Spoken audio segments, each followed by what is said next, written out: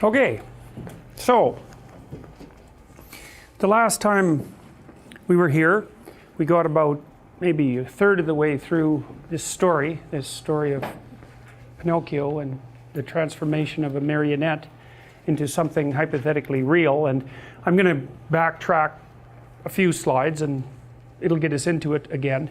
So you remember that the blue fairy, so I would say the benevolent element of Mother Nature in the schemata that we're going to use to investigate mythology, had more or less been allowed her entrance because Geppetto was a good guy and because he wished for the right thing. And so in some sense, here's a way of thinking about that. You know, genetic/environmental studies of children's temperament have revealed something quite interesting, which is that the shared environment that children have within a family, so that would be what's the same about your environment and your brother's environment, to say, doesn't have that much effect on your temperament or his temperament. Because the presumption always was that within a family there was a shared environment, right? That something was common about the environment to every child within that environment. But there isn't much of a shared environmental effect on temperament. And so then you could say, well, that makes it appear as though parenting isn't that relevant in relationship to the development of temperament. But you could also suggest something else. You could suggest that if parenting is occurring properly, the effect of the shared environment should be very close to zero. And the reason for that is that you establish an individual relationship with each child. And the environment is actually a microenvironment that's composed of your observations of your child and that specific child's interaction with you.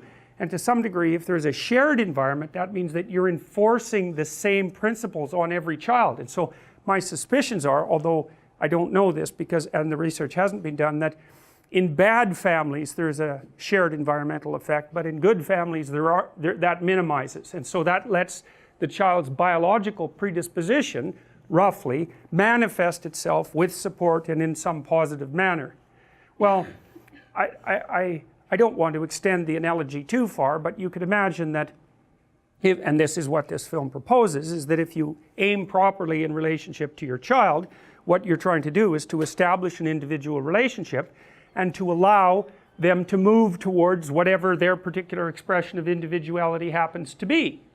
And that's, well, that would be the same as allowing nature to take its course in some sense, at least nature in its positive guise, and that's exactly what happens here. Now, the other thing that happens, of course, is that the cricket, for reasons that aren't clear precisely, is knighted by the blue fairy and serves as Pinocchio's conscience, although he isn't very good at it, which is a very peculiar thing and quite a marked point that the film is making, that conscience actually has something to learn too. And there's actually a Freudian element to that, you know, because Freud thought of the superego as the internalization, roughly speaking, of the father. And it could be very severe, the superego, so it could be like a really strict father, really tyrannical father inside your head. Although I think it's better to think about the superego as the internalized representation of society at large, mediated to some degree through your parents, because it's not as if your father, even assuming he's tyrannical, is the inventor of all those tyrannical rules. He's the propagator of them, but he's actually a proxy voice, even if it's just for the harsh side of society. He's a proxy voice for society. And because we're social creatures, the utility of having an internal social voice to guide you, although again you seem to be able to follow it or not follow it, which I also find spectacularly interesting, because obviously if it was an unerring guide you could just follow it, and if it was an unerring guide, well, you wouldn't need free will either, because you could just act out the dictates of this internal representation, and that isn't what you do. So anyways, the proposition here is that the conscience exists, but it's a relatively flawed entity, and it needs to be modified as well by nature, which is quite interesting, because the blue fairy knights him, because you also might think of the conscience as only something that's socially constructed, right, which is the more typical viewpoint. But I don't buy that for a second, because I believe firmly, and I think the Piagetian interpretation of child development more or less bears this out, is that there are parameters within which conscience has to operate, and that it's sort of like this. It's like it's the same parameters that govern fair play, we'll say that. And so you can say there's fair play within a game, and there's fair play across sets of games. And the set of games is pretty much indistinguishable from the actual environment, right? If you think about all the things you do as nested games, at some point the spread of that is large enough so it encompasses everything you do, which includes the environment. And so I believe that you're adapted to the set of all possible games, roughly speaking, all possible playable games, something like that, and that you know the rules for that, which is why we talked about this a little bit, why you're so good at identifying cheaters. You have a module for that according to the evolutionary psychologists, and you not only do you identify them, but you really remember them. It really sticks in your mind. And there's other evidence too. So one piece of evidence that I love, I think it's so, well, there's a couple. One I would derive from Franz de Waal, who's a famous primatologist, and he studied the prototype morality that emerges in chimpanzees. And it's very much nested in their dominance structures, you know, because you could think of morality in some sense as the understanding of the rules by which the dominance hierarchy operates, right? And so you could say, well, the biggest, ugliest, meanest chimp, and the male dominance hierarchies in chimps seem to be the predominant ones, although the females also have a dominance hierarchy in it. It's not quite so clear in bonobos, which seem to be more female dominated. But in any case, the primary chimp dominance structure is male, and you could think, well, it's like the caveman chimp who's biggest and toughest, who necessarily rules and who rules longest. But that isn't what de Waal found.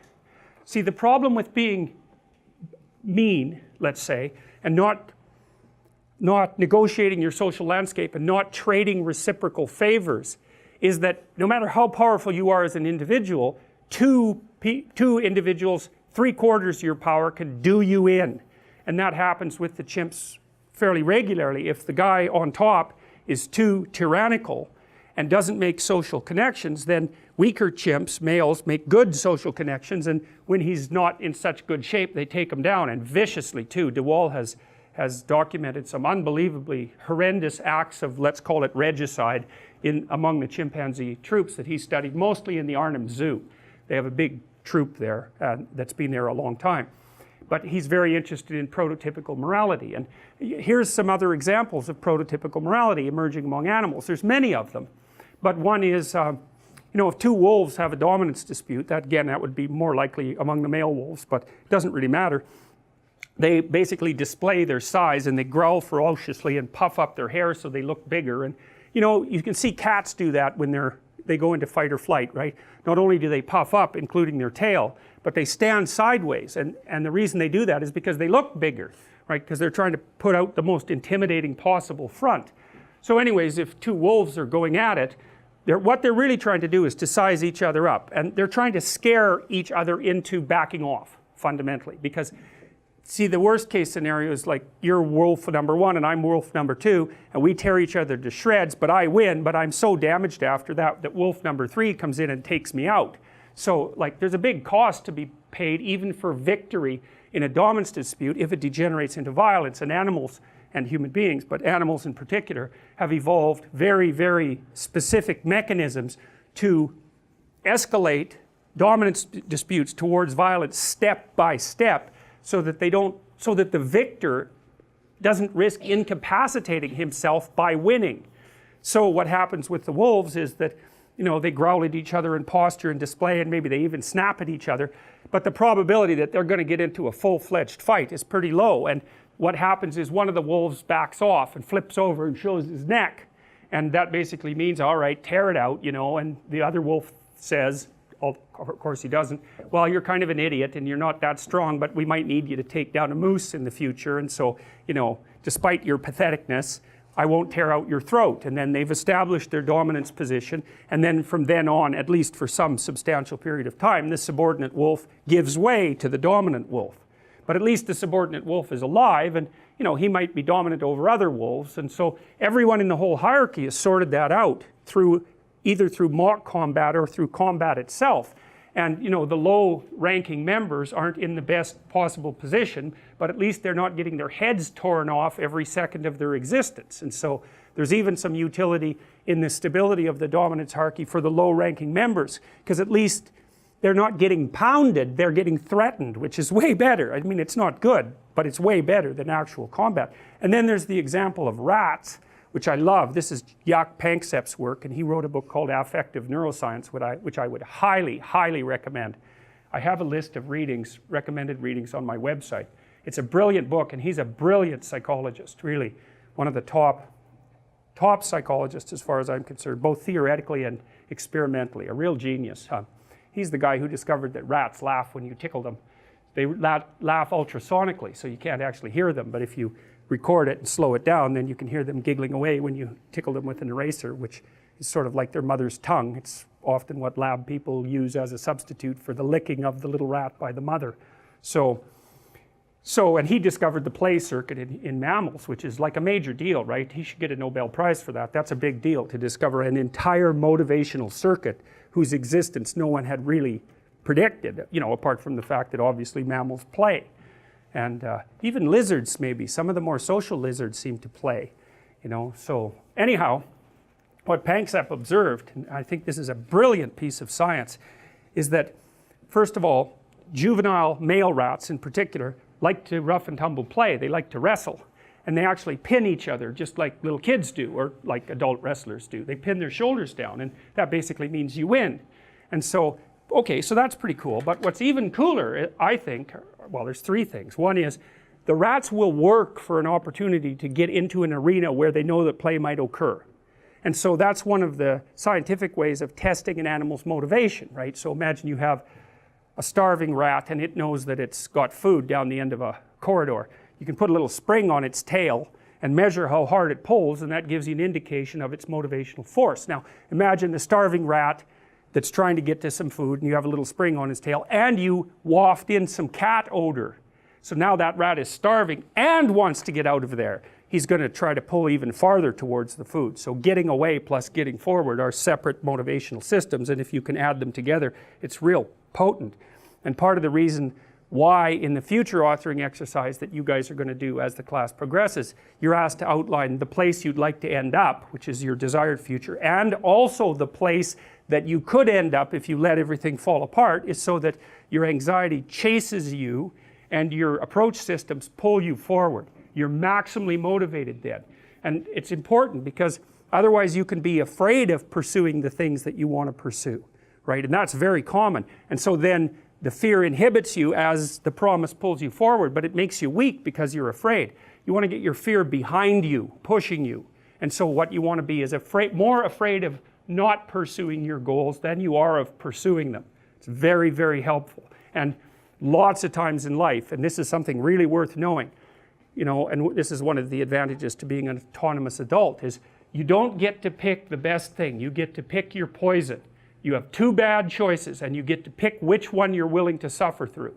And every choice has a bit of that element in it. And so if you know that, it's really freeing, because otherwise you torture yourself by thinking, well, maybe there's a good solution to this, you know, compared to the bad solution. It's like, no, sometimes there's just risky solution 1 and risky solution 2.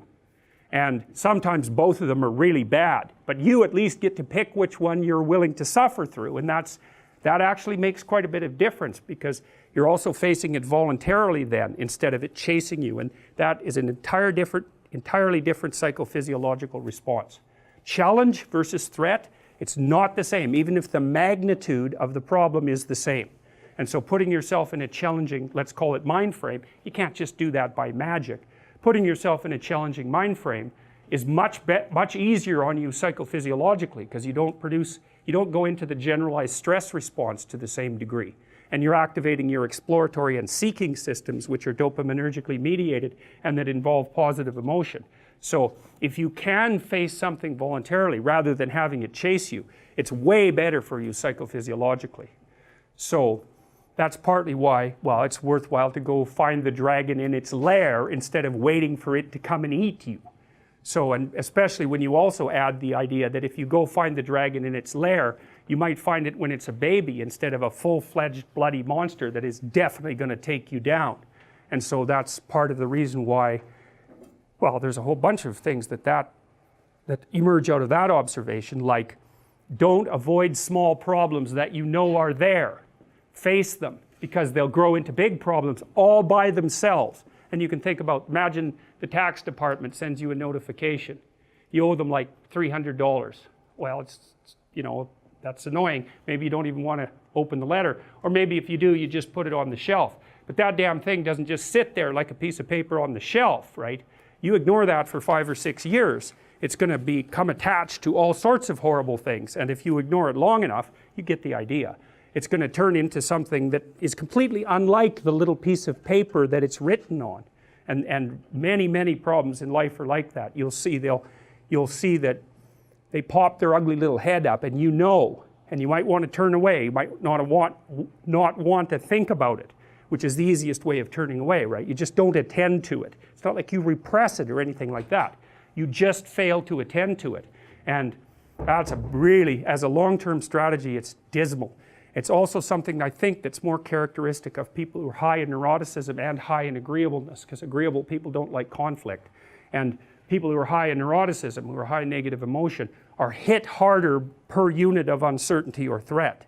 And so, you know, and that's partly why in psychotherapy, a lot of times the people you see need assertiveness training, so that would be the opposite of agreeableness, or they need to help get their anxiety and emotional pain under control. Those are not the only reasons. There's antisocial behavior, but you can't fix that in therapy in all likelihood. There's alcoholism. There's lots of other reasons, but those are two major reasons.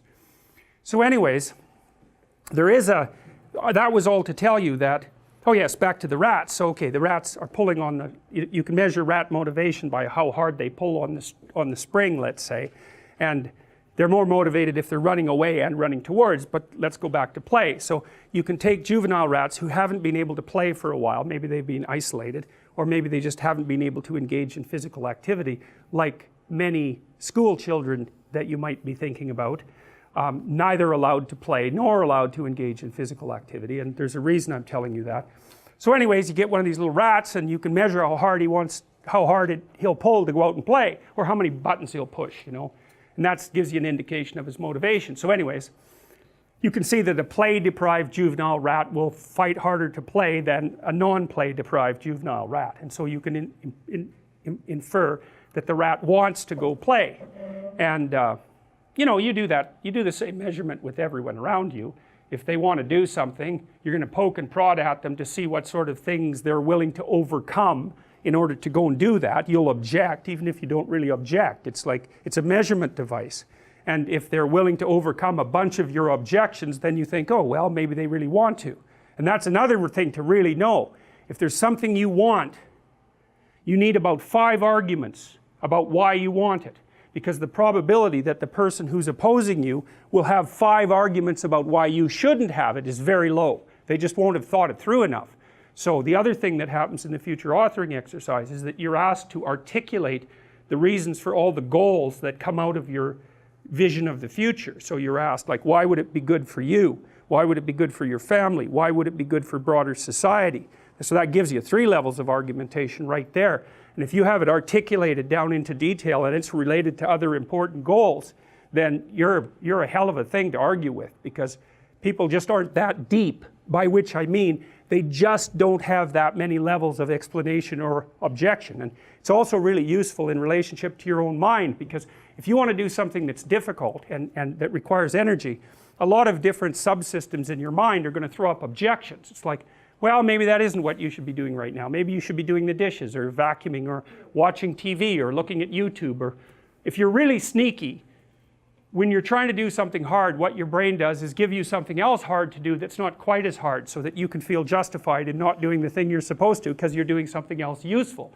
And if you give in to that temptation, which you often will, then it wins, and because it wins, it gets a little dopamine kick and it grows stronger.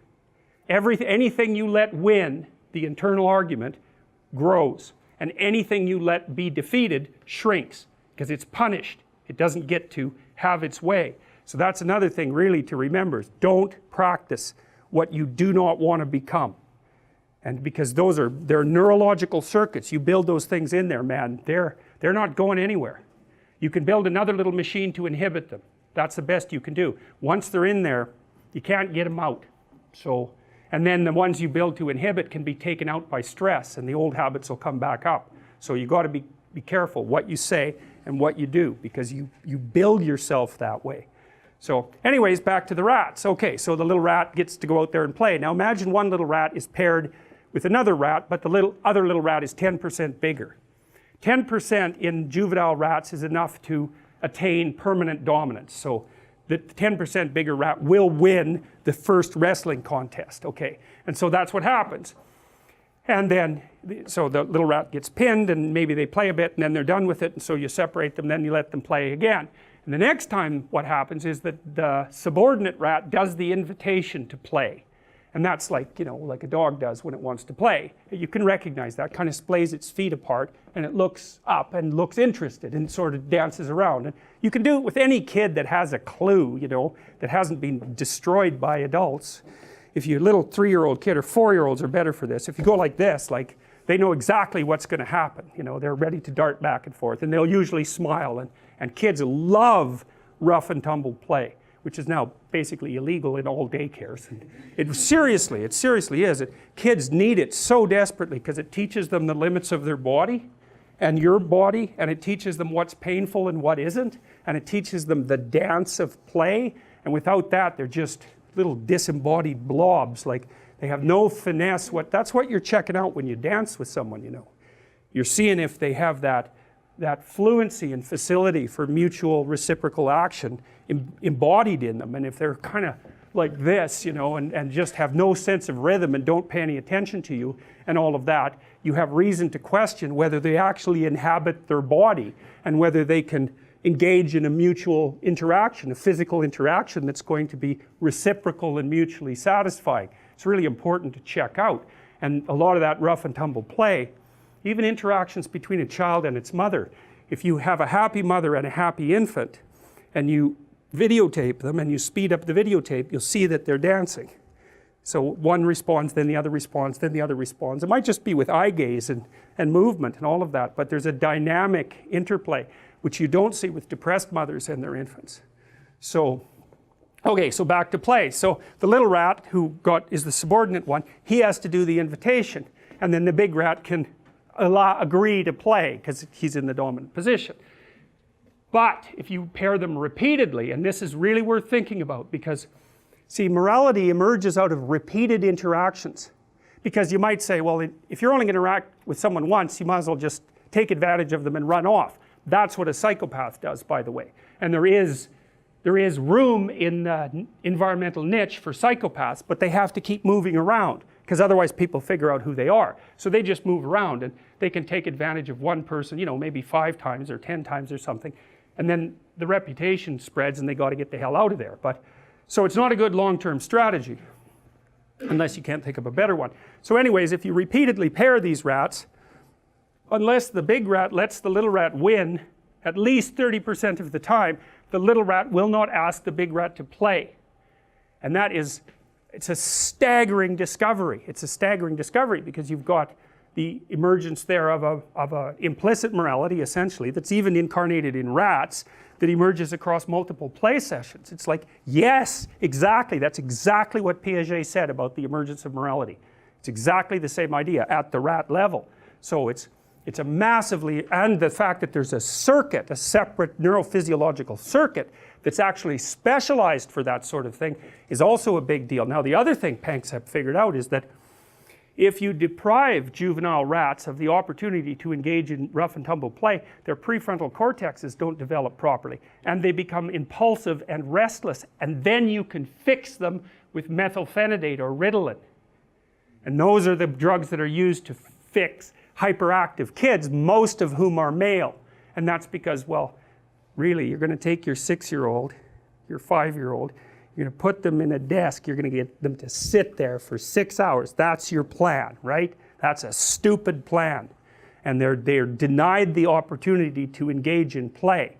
And that means that their ability to become social is being impaired.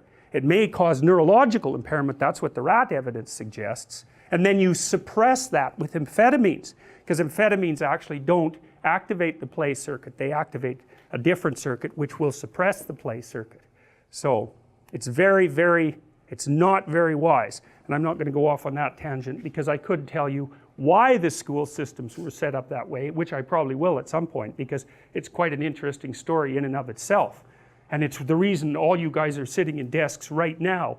Somebody laughingly referred to this once as grade 15, which I thought was pretty funny given the, well, look at the bloody place, you know.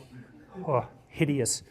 And, okay, so now, this is an interesting thing. So you got the emergence of morality in, say, chimps, you got the emergence of morality in wolves, you got the emergence of morality in rats, and the morality governs sequential interactions or group interactions. They have to repeat because it's an emergent property of social or repetitive interactions. That's why. You can't just localize it in one instance. It's repeated. And there's been computer simulations of this to help you figure out how you might attain victory across games, across time. Maybe you need a strategy. And there's a very simple strategy, which I believe is called modified tit for tat. So if you're nice to me, I'm nice back. And if you do something bad to me, I do something bad back. But imagine you run that out in sequences of behavior and see who does best with what strategy across time, or an alternative strategy. Here's the best strategy. I trust you. You trust me. We start interacting. You screw up, I whack you, and then I forgive you and we start again. That's modified tit for tat. And so, and there hasn't been it's a very simple algorithm. No one has come up with a better algorithm in computer game, in the computerized simulation of game space than that particular strategy. So it's like, trust, but don't be a pushover. If someone violates the rules, you've got to nail them. But then you don't hold a grudge. You open the door to further interactions. So pretty smart, pretty smart.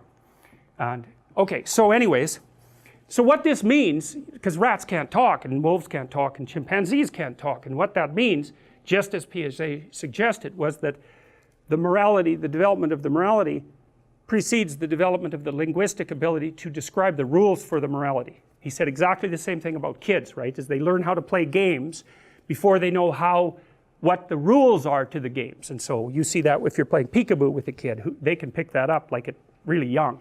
They get that right away. And you can play with kids almost immediately after they're born if you play simple enough games. And so they've got that deep, and they're unbelievably playful. So they've got that circuitry ready to go right off the bat, and it's one of the things that makes kids so much fun, because they just like to play all the time. And so if the play circuit in you hasn't died, which is a bad thing, then you can use that a lot with your kids, and it's one of the things that helps you love them, so that's a good thing. So okay, so the point is that the damn morality emerges before the representation of the morality. It's a big deal to know that, and that it emerges as a consequence of repeated social interaction. So it's not a top-down thing, it's a bottom-up thing. Now, Piaget says, well, it's not just bottom-up, because what happens with human beings is that they learn to play the games. One of his experiments was watch 7-year-olds, I think that's the right age, play marbles. And then you notice that they can play with each other and that they can follow the rules. But then if you take the individual 7-year-olds out of the game and you say, what are the rules? They give incoherent and incomplete explanations of the rules. So what that means is they don't really represent the rules, but they can act them out. And they have a partial representation of what they're acting out. Now, when they get older, the rule representation starts to fall into alignment with the actual rules of the game.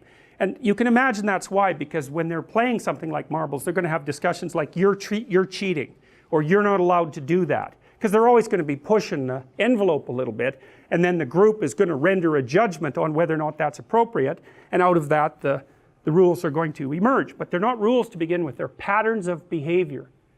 It's not the same thing as a rule. A rule describes a pattern of behavior, but a pattern of behavior is a pattern of behavior. It's something that's acted out.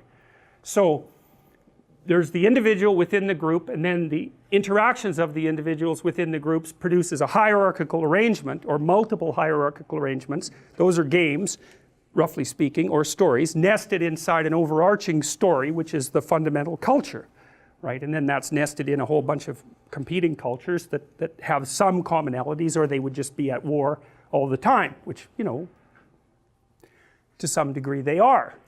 So, okay, now, you see that, back to the movie, you see that happening in this movie. I mean, it's very, very quick, but the blue fairy turns the bug into the conscience, and then the bug tries to explain to Pinocchio what the rules of morality are. But the thing is, the bug doesn't know, because he's just a bug, and you know, he's just not omniscient. So the best he can do is to come up with like a propagandistic, semantic, verbal representation that's internally contradictory, and when he tells Pinocchio, Pinocchio has no idea what he's talking about, and neither does the bug. That's the thing. And so, well, so what happens is this: the cricket says, well, Pinocchio, maybe you and I had better have a little heart-to-heart talk. And the puppet says, why? And the cricket says, well, you want to be a real boy, don't you? All right, sit down, son. Now you see the world is full of temptations. Temptations? Yes, temptations. They're the wrong things that seem right at the time. But even though the right things may seem wrong sometimes, sometimes the wrong things may be right at the wrong time, or vice versa. Understand? No. No. And neither did the cricket. And that's actually very nicely done in that piece of the movie, because as soon as you just want to slap him as soon as he starts talking like that, because, well, he gets up on his little matchbox and lectures, and he's dull and tyrannical both at the same time. And so there's nothing genuine about what he's saying. He's sort of imitating something that isn't him. So he's really acting like a puppet at that point too. And it doesn't work at all. And so Pinocchio says, I'm going to try to be a good boy. And the cricket says, well, that's the spirit, son. And then away they go. So, all right, so then we're at the next day, because this all happens in one night. We're at the next day, and you know, it's a nice day, and there's these birds flying around. That's a bit of foreshadowing there, you know. So, you have to remember, when you watch something like this movie, not a single bit of it is random or accidental. None of it. Because, you know, they had to draw, I don't remember how many frames per second these things are, 30 maybe. Maybe it's a little less than that, but it's high quality animation. And so someone had to paint 30 pictures to get a second of this. You're not doing that accidentally. It's really expensive, and everyone has to agree on exactly what's going to happen. And you might say, well, do the people who are doing this consciously know what they're doing? And the answer to that is, well, sort of, just like you do. You know, it's yes, they know, and no, they don't. And they know because they're really smart and gifted and all that, but they don't know because it's not all articulated, plus they're working in a group. So they know and don't know, just like you do when you're watching it, and so and when you do anything else. So now they're also guided by what you might call, they're guided by their unconscious in the Freudian and in the cognitive way, partly because your unconscious value structures determine the direction and content of your perceptions. And so it's built right into the way you move your eyes, because you tend to look at things you value, right? Or at things you're afraid of. Like you look at things with valence, and part of the decision about what has value is dependent on the implicit structure of your moral system, because morality is about what's good and what isn't, and that's been partly a conscious construction of you, but it's partly something you've picked up by interacting with people like mad ever since you were born. You don't know all the rules any more than the damn cricket did. You just don't, and you can't, because you're too complicated. But you act them out, and then you also have representations of how people act in your imagination. Dreams are, that's what a dream is, that's what a fantasy is, that's what that little movie that plays inside your head when you remember what you did is, and you only remember the gist, you know. So even the imagistic representation of your behavior in your past, which is basically your episodic memory, it's already selecting and molding and turning it into a relatable story. It can't help but do that. It's the only way you can represent it. And so you don't know how you do that or why you do that, but part of it's governed by this implicit morality that's part of your procedural memory system, part of the way you act and part of the way you move your eyes and listen to things and focus on them. And that's all being instantiated inside of you because of this immense social, your biology, but also this immense social project that you're continually engaged in. And so that informs what you remember, it informs what you imagine, it informs what we collectively imagine, it informs what we can collectively understand. And partly what you're doing while you become conscious of yourself is to map the implicit structures that already constitute you from society into explicit representation. That's what self-understanding means. And you know, when you have that moment of insight about something you've done, it's like you're watching this repetitive behavior that you've manifested, probably that got you in trouble. You know, it's your characteristic way of falling accidentally into chaos, and you talk about it, and your problems, you talk about them with your friends, you talk about them, and maybe you have dreams about them, and you're trying to relate them, and you have memories about them that you can't get rid of because they're negatively toned, and so you talk about them, and then someone comes up with a little statement that links them together causally, and you think, aha, that's what I'm doing. And then maybe you can stop doing it, or at least maybe then you can think up some strategies for not doing it anymore. But it's not like you know. It's like you're acting it out. You know it that way. But until the representation matches that pattern, that click of insight doesn't occur. And that's like a revelation. It's a really good way of thinking about it. Because the knowledge is there in its implicit form, and all of a sudden, bang, it's been made explicit. As a fantasy maybe, or also as a set of semantic statements. You know, maybe you have a crush on someone and you don't notice it, and maybe you find yourself having a fantasy about them. You think, oh, that means something, that indicates something. Maybe you don't want to know that that's what you want, but the fantasy will tell you. And one of the things Jung suggested, and this is sort of out of the Freudian tradition of free associations, is watch yourself, watch your fantasies, because they're always happening, and they'll tell you something. And so one of the things I do when I'm interacting with my clients is we'll have a discussion, and then their eyes will drift a little bit, and I'll know that something's flitted through their mind, you know, and that means we've touched on something that has a multiplicity of elements. And so I'll stop and say, look, I noticed that maybe you teared up. That's another thing to really watch. Or maybe you laughed, or you drifted at least. It's because some other thought has entered your field of consciousness. And then if you can get the person to grab those thoughts, to notice them, then you can often figure out the avenues along which that particular conversation might unfold. That's a complex. That's a Jungian complex or a psychoanalytic complex. It's like there's an emotional core that produces a whole range of associated ideas, and that thing's got a life. It's like a micro-personality, and it might have resentment in it, might have anger. It's often negative emotion tinged, because though negative emotion tinged episodes are still problems, and they will emerge automatically because your threat detection systems force them onto your consciousness, essentially. So you watch, and when you drift, you'll drift, and the fantasy is partly a representation of the problem space. You know that happens when you wake up at 3 in the morning and you're worried about things, right? Because actually what happens is you wake up during threat processing. And if you're depressed, actually that gets so intense you can't sleep. So then you just lay there all night worrying. Not fun. And those are fantasies about the negative elements of your past, present, and future. And the fantasies can also breed solutions. And that's partly why Freud regarded dreams as wish fulfillments. It's partly, and he wasn't, that was where he stopped. It's not correct. It's partially correct. It's like the fantasy will provide you with a problem and a potential solution, but they're more like problem identification mechanisms, the fantasies, with the possibility of a solution built in. And so a way of thinking about that is that you can generate potential futures. So they're like each segregatable environments according to the rules of your fantasy. Then you can generate little avatars of yourself that inhabit each of those little universes, and you can run them as simulations. And then you can watch what happens in the simulation, and if it's a catastrophe, then you don't have to act it out. And that's not exactly, that's akin to what you're doing when you go watch a movie, except that is much more coherent and well thought through, you know, than just a dream, which is often quite fragmentary. And that's partly because the dream is willing to sacrifice coherence to play with category structures. You know, and that's why in dreams things can change from one thing into another really weirdly, or scenes can change from one scene into another without a logic. The logic gets loosened so that the expanse of your thinking can widen.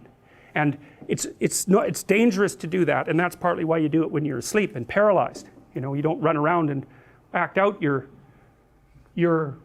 pseudopodal fantasies, you know, where you're stretching yourself out into the world. There's no risk exactly, and so, although it can be bad enough so you'll wake up in terror, you know, but that's better than being in a crocodile's mouth by a large margin. Anyways, back to these birds. These are used later in the movie as manifestations of the Holy Spirit, roughly speaking, and of course that's a standard Christian symbol, although, as I mentioned, the dove. often represents the Holy Spirit, and we'll talk about that later, but this movie has very strong pagan elements in it, as I mentioned before, as opposed to strictly Christian symbolism, but that's a foreshadowing. And what it foreshadows is that, well, a new day has dawned. It's the emergence of new consciousness. And everything last night went well, really well. Everything in the, let's call it the unconscious, say, after time stops. That all went well, and so the new day is full of promise. And so the birds are singing and the sun is shining and like, hooray. And so that's exactly, so that sets, this is the next scene, right? So it sets the tenor for that scene just like the introductory song does. So anyways, then you see all these kids playing and enthusiastic, so they're off to school, which is presented in a positive light, and so that's how, where you get socialized. So Pinocchio is ready to go beyond the boundaries of the familial home. And he's ready because his father prepared him and because his mother prepared him. And so he goes off, and he's not going off alone, he's going with his conscience, and which is sort of the you could think about it again as the internalized representation of nature and society.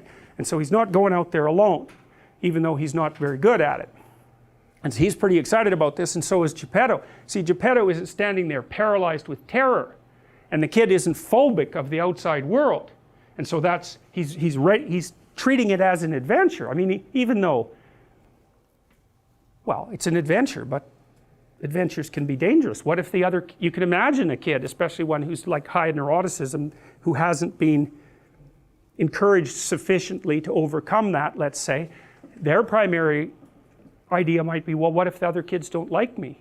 That's a big one. What if the teachers don't like me? What if the other kids won't play with me? It's like, yeah, what if? That's rough, man. And if you're not a playful kid, it could easily be the case. So, but that's not Pinocchio. He's like spinning out, ready to go. And so, good. He's got naive, but enthusiastic. Okay, well, that at least gets the ball rolling. Now, you've got these two evil creatures here, the fox and the cat. I think this one's based on one of the Marx brothers, actually, Harpo Marx, who I believe never said anything. But be that as it may, they're these ne'er-do-well characters. The fox in particular. Now, fox is a standard trickster animal, right? It's a classic animal, maybe because it's good at hiding and it's good at hunting. I don't know exactly why, but and coyotes are like that too. They're classic trickster animals. He's kind of like Wile E. Coyote, in fact, you know, the Warner Brothers character who's genius at large, and of course whose arrogance continually gets him walloped.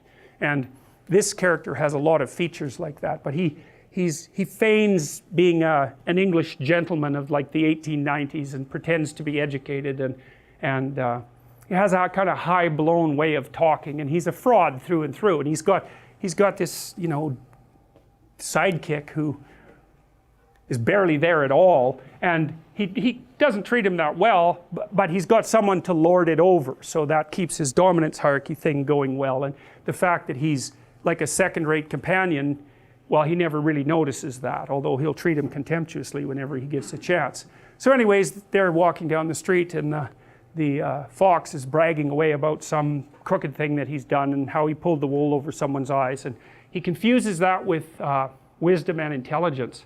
And one of the things that you see, this is worth knowing too, because if you're preyed upon by a psychopath, which you will be to some degree at some point in your life, the psychopath, who will be narcissistic, will presume that you're stupid and that you deserve to be taken advantage of because you're naive and stupid. So it's actually a good thing that he's doing it. And his proof for, and I'm saying he because there are more male psychopaths, the proof that you're stupid, naive, is that he can take advantage of you. And so, like, if you were wiser, you'd be, you know, you'd know his tricks, and then it wouldn't be morally necessary for him to show you just exactly who knows what about what. And so the psychopath will use his ability to fool you as proof of his own grandiose omnipotence, omniscience, and narcissism. And the problem with that is that you can be fooled by a psychopath, and virtually anybody can. So that Robert Hare, for example, who studied psychopaths for a long time and interviewed a lot of them, like hundreds of them, and videotaped many of the interviews, he said when he was talking to the psychopath, he always believed what they were saying. And then he'd watch the video afterwards and see where the conversation went off the rails. But you know, the proclivity to be polite in a conversation is very strong. And if you're polite, you don't object to the way that the person unfolds their strategy, you know. And psychopaths are pretty good at figuring out how to manipulate, obviously, how to manipulate people. And the probability that you will be immune to that is extraordinarily low. Go watch Paul Bernardo being interviewed by policemen on YouTube. That's that's enlightening, man. Paul Bernardo, he's like the CEO of a meeting in that video, you know. He gives the cops hell, he gives the lawyers hell, he protests his innocence. He basically tells them that they're rude and untrustworthy because they don't trust him because he did a few little things 17 years ago. And he gets away with it, a few little things, right? I mean, he killed a bunch of people, including the sister of his girlfriend at the time, and you know, he was a repeat sexual offender and murderer. It's like, but he basically goes, well, you know, that's a long time ago. It's like, we're past that, aren't we? I mean, I'm having a discussion with you. I'm trying to help you solve some crimes, which, by the way, I committed, but we won't bring that up. You know, and you're accusing me of being a liar. Like, you're not playing fair. What's up with you? And then when they answer, he looks at his fingernails, which is like, that's a lovely little manipulative thing, because it basically means whatever happens to be under my fingernail at the moment is much higher priority than listening to your foolish story. And you watch, you'll see people do that to you. And then you get a little insight into what they're up to. He's very good at that. And so, or he looks outside, or he just looks at his hands, or he looks out the window, immediately dismissive in his nonverbal behavior. It's brilliant. The courts were forced to release that, by the way. But look it up, Paul Bernardo on YouTube. Wow, it's just mind-boggling. He's so good at what he does. And he's good-looking, and he's charismatic, and you know, he can really pull it off. And you can't tell what's happening with the cops and the lawyers, whether they're just letting him play as a routine to get some information from him, or whether he's actually setting them back on his heels. And I suspect it's a bit of both. But it's masterful performance. If you didn't know who he was, and you were watching it without the audio, you'd think, he's the CEO of some company giving his employees hell for not being up to scratch. That's all his body language, his eye contact, everything just speaks that. It's amazing. So anyways, you got these two-bit hoods here who think they're really something. They also think they're tough and dangerous, and they're not. They're just, you know, cowardly and corner dwellers, and they confuse their unwillingness to abide by reasonable rules as indication of their heroic courage, which is something else that low-rent hoods like to do, you know. And it's partly because lots of people who just attend to the law do that because they're cowardly, which is a Nietzschean observation. Are you good, or are you just afraid? Well, let's start with afraid first, before we proceed to good. And that the reason that you follow the rules is because you're afraid of getting caught. Yeah, well, you know those kids who, often university kids who are in like a hockey riot, and they end up breaking windows and stealing things, and you know, they get nailed for it, and afterwards they're really blown away by their own behavior. It's like, well, they're in that camp. It's like they think they're good people, but they're not. They're just never anywhere where you could be bad. And as soon as you put them somewhere where they could be bad, it's like out it comes, just like that. And that's really worth thinking about, because most of you, many of you, but not all of you, I suspect, have never really been somewhere that you could be really bad and get away with it. And so you might think, well, you wouldn't do it, but people do it all the time. So anyways, they're talking about some exploits, and then they see that this character named Stromboli, who's a marionette, he has a puppet show, right? And he's kind of a wheeler dealer too. And remember, I showed you that mask that was glaring at Pinocchio when he got his voice? It's like Stromboli is one of his manifestations. The fox here is another one of his manifestations. And all the negative characters throughout the movie are manifestations of the same thing. It's partly the adversarial individual, and it's partly the tyrannical aspect of society. It's the negative masculine. That's one way of thinking about it. So, and you know, when men go bad, they often go bad by being antisocial and tyrannical. So, you know, where there's way more antisocial men than there are antisocial women, which is why there's 20 times as many men in jail as there are women. You know, so each gender, let's say each sex, has its own characteristic pathologies. And there are some antisocial women, you know, and there are some high neuroticism guys who are, or some guys who are really agreeable as well. So but they're rarer. So anyways, he sees this poster advertising Stromboli's puppet show. So Stromboli's a puppet master. Now that's really worth thinking about, because that's an archetypal theme, or it's at least attached to an archetypal theme. Something's behind the scenes pulling the strings. And everybody always wonders what that is, right? What's actually going on? What's actually going on with Trump? Who's actually in control? Is it Putin? I mean, that's the fantasies of the left. It's Putin. It's like, well, the question always is, what's going on behind the scene, right? And the question is, that's the case certainly on the political landscape, business landscape, interpersonal relations. What are you really up to? Everyone's always wondering that, right? That's why they're watching your eyes, because your eyes point at things, and they can infer what you're interested in and what you're up to by looking at what you look at. And that's why your eyes have whites, is so that we can see where you're pointing them, because gorillas don't. And so what that means, roughly speaking, is that all of your ancestors whose eyes couldn't be reliably tracked were either killed or didn't mate. It's a big deal for us to see where people's eyes are pointed. And so we're always watching each other's eyes constantly. What are you up to? What are you up to? What are you looking at? What do you want? And I want to know, because if I know what you want, I can predict how you're going to behave.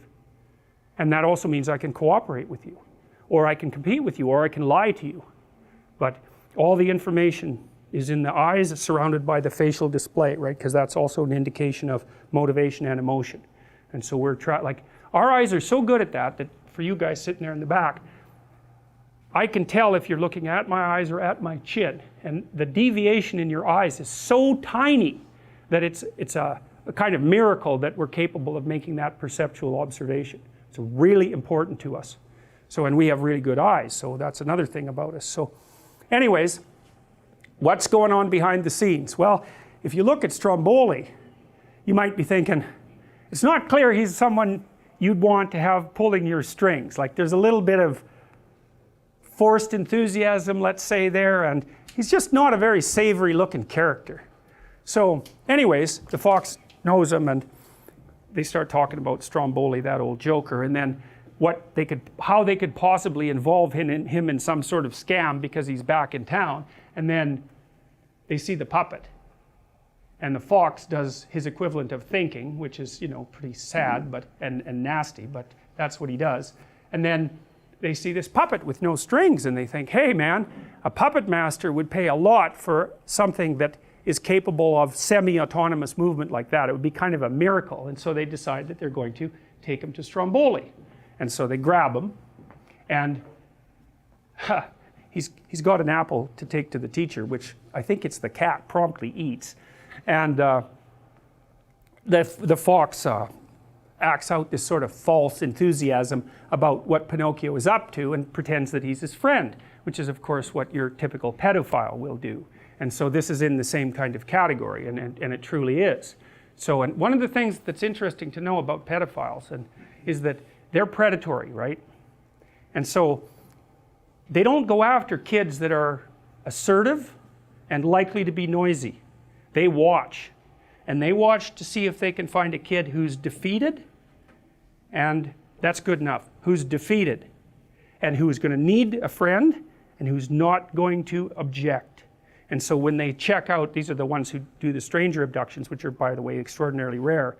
They look for a victim type. They look for a kid who's going to be easy to take down. And so, you know, that's one thing you don't want. So you might think, well, one of the things that was really big, and it's probably even worse now, when I was a parent of young children, was to teach your kids how to be afraid of strangers. It's like, no, wrong. That is not what you teach them.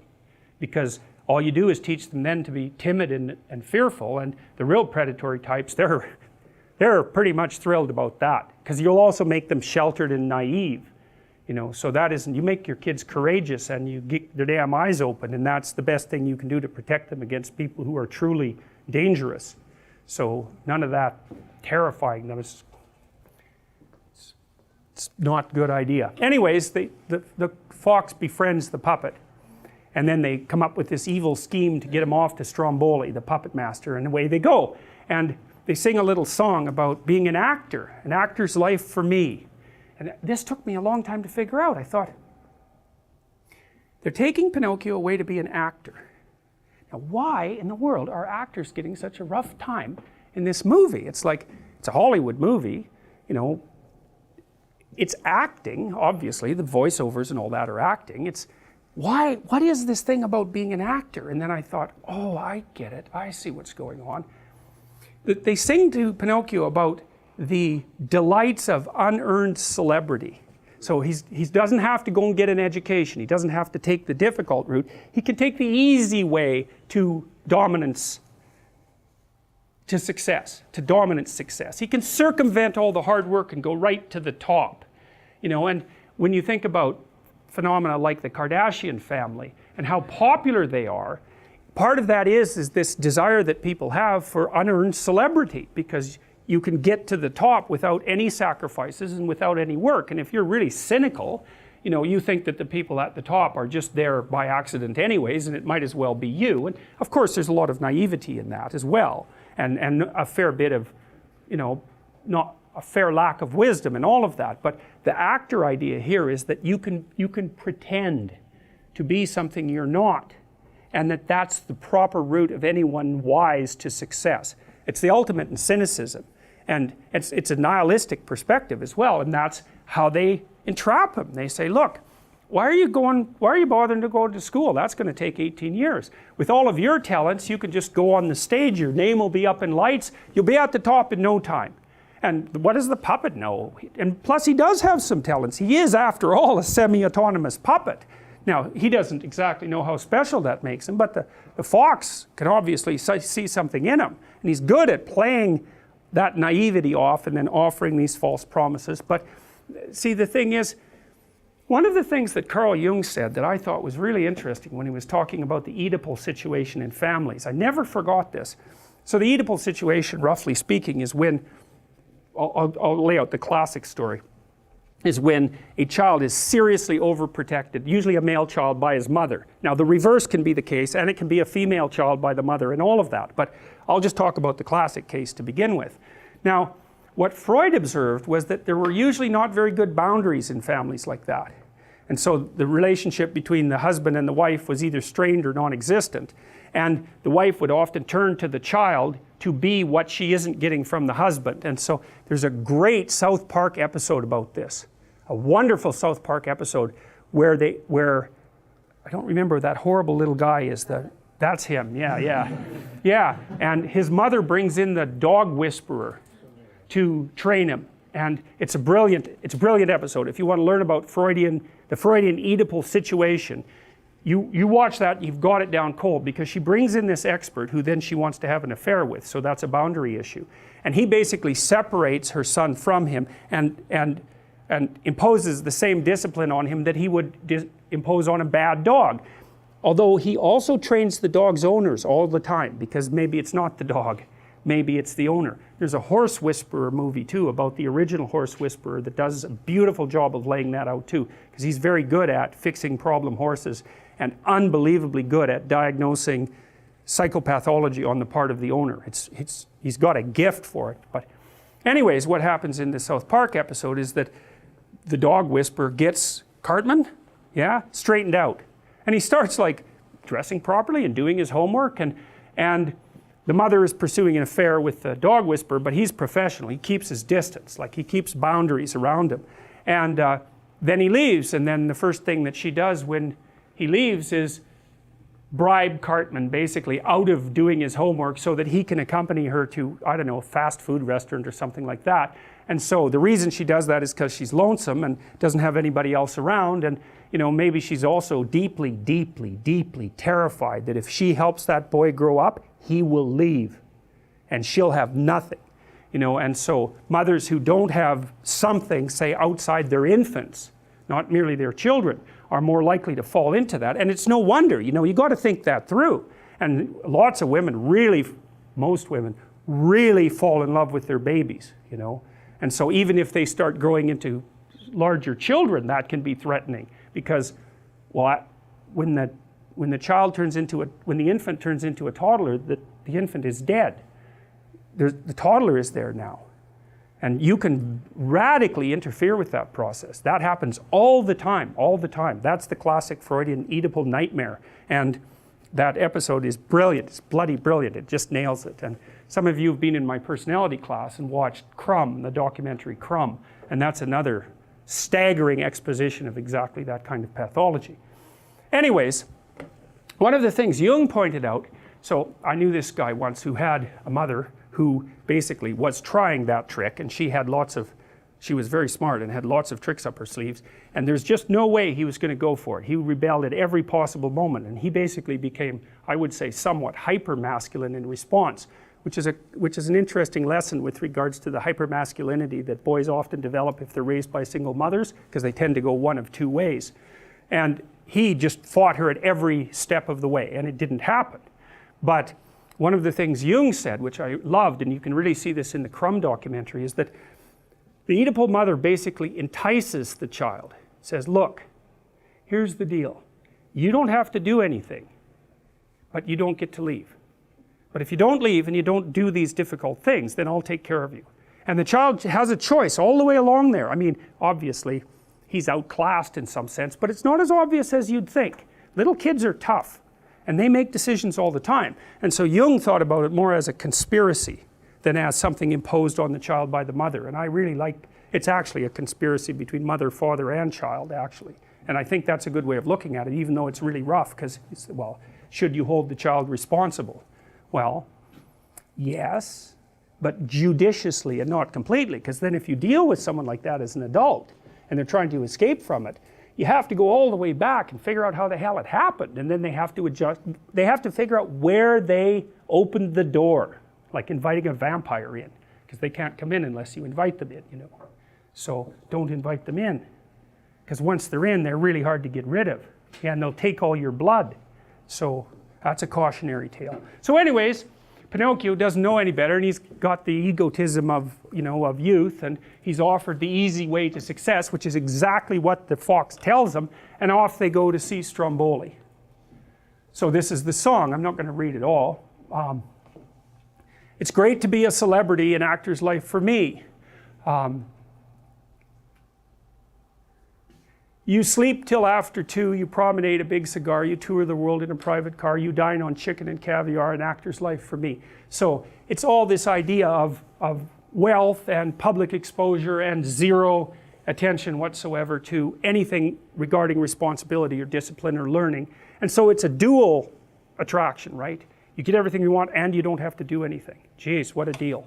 And so that's what the actor represents. It's a liar, fundamentally. It's someone who's acting out a deception. They're a persona in the Jungian sense. So the persona is the mask you wear in public, that you might even think you are, but you're not. It's this mask, and that's the actor. That's the persona. So the fox and the cat are inviting the puppet to only become a persona. And that's see, for Jung, you start as a persona. And then when you start to investigate the parts of you that don't really fit in that persona, that would be the shadow, then you start understanding who you really are. And that's shocking, because the persona contains everything, roughly speaking, that you think is good, and maybe even that your immediate culture thinks is good. And then the shadow contains everything that's not part of that. And some of that's really bad. But some of it is good disguised as bad, and you can't break out of the persona and transcend it until you incorporate a lot of what's in the shadow. And so, for example, if you're an extraordinarily compassionate person, let's say, 98th percentile will say, you're going to be sacrificing yourself to other people all the time. And there are people who will find that extraordinarily endearing.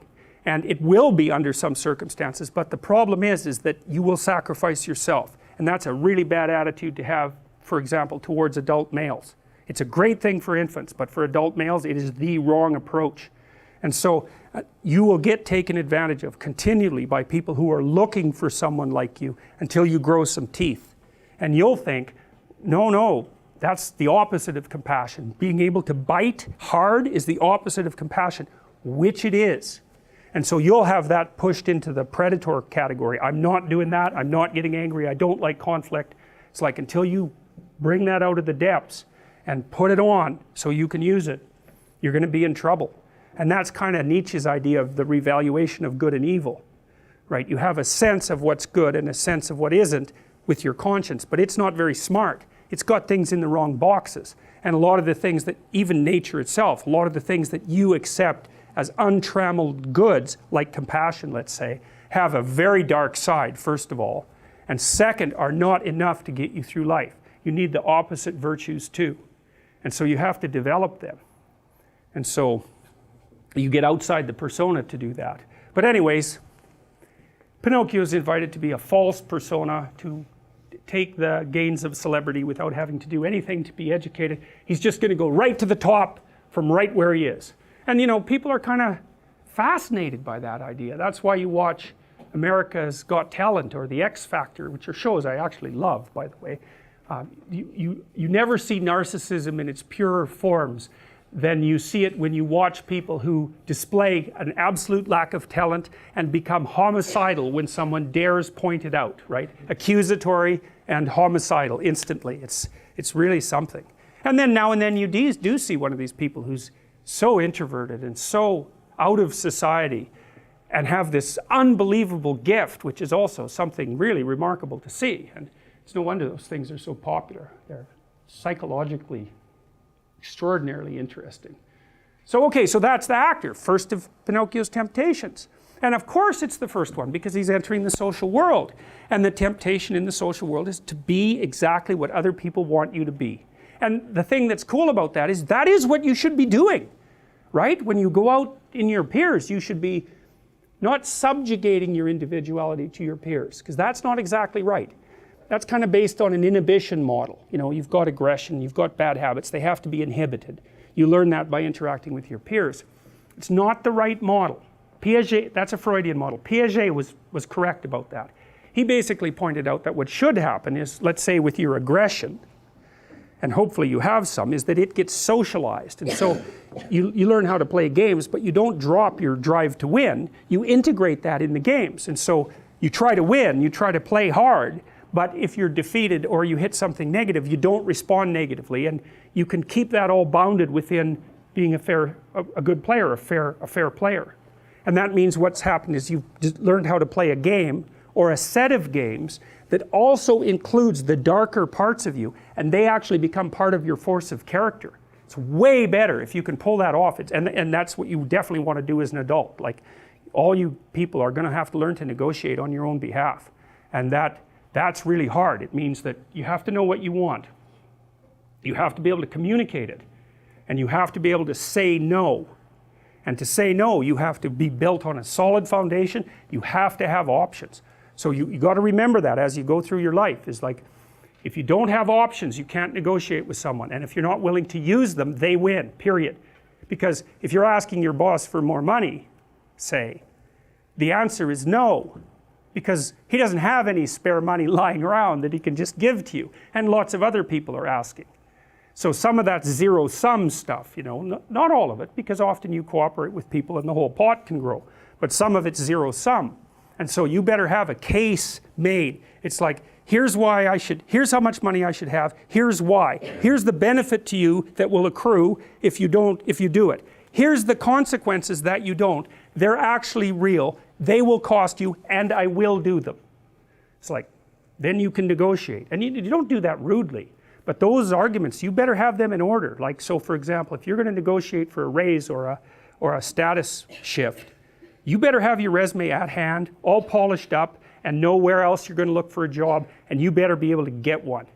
Because otherwise you're weak, and you will not win the negotiation. And if you're too agreeable, so you're conflict avoidant, you will make less money across time. That's already been well established. And that's because you don't have teeth, not enough. And so in the little micro contests that you're going to have every day, you're going to incrementally lose to people who are more aggressive, who have bigger teeth. And that's what happens. So don't let that happen. You place yourself so you can negotiate, because otherwise you're just a facade. And in a real battle, a facade is just torn down right away. So, yes, well, say no more, right? Well, the cricket, he's supposed to be helping the puppet out, but he overslept. It's like, that's just another indication that he's not everything he could be yet. And that's really, that took me a long time to puzzle out with regards to interpreting this movie. I could not figure out, all right, I told you this, if the bug is the person who opens the hero narrative and who can guide the transformations of time and who has the same initials as Jesus Christ, it's like, and is like knighted by nature herself, why is he such an idiot? It's a very difficult thing to figure out, but the idea that the conscience isn't omniscient, even though it has that sort of, that voice of let's say, common sense, and that fits very nicely in with the Freudian idea of the superego, again, because the superego can be flawed. It can be too harsh, it cannot be properly developed. You see that often with people who are orderly. So they're high in conscientiousness. Conscientiousness fragments into industriousness and orderliness. Orderly people like willpower. They're very judgmental and they like things to be exactly where they're supposed to be, but they're also very self-punitive. So conservatives are much more likely to be orderly, by the way. It's one of the best predictors of conservative. Low openness is the best predictor, but right after that is high orderliness. So, and it's associated with disgust sensitivity, which is really an amazing thing. We'll talk about that later. Anyways, the cricket, well, he falls down his first day on the job. He's not as conscientious a conscience as he should be. So he's feeling pretty stupid. He's got his little millionaire clothes on there, but he's really not living up to them. So he does catch up to the fox and the puppet, however, and tries to dissuade Pinocchio from going down this road. And of course the cat, well, you can see what the cat's doing there. He's got a big hammer, big mallet, and he also shows you just exactly how much of a clue he has. He's going to wallop the bug who's sitting on the fox's hat, which I think he actually does. And then the fox can't get out of his hat and has to talk through his hat, which basically is what he's doing the whole time anyways. So this I really like. So you see on the left here, the cricket is speaking inside this flower, and like I said, there's nothing accidental in these representations.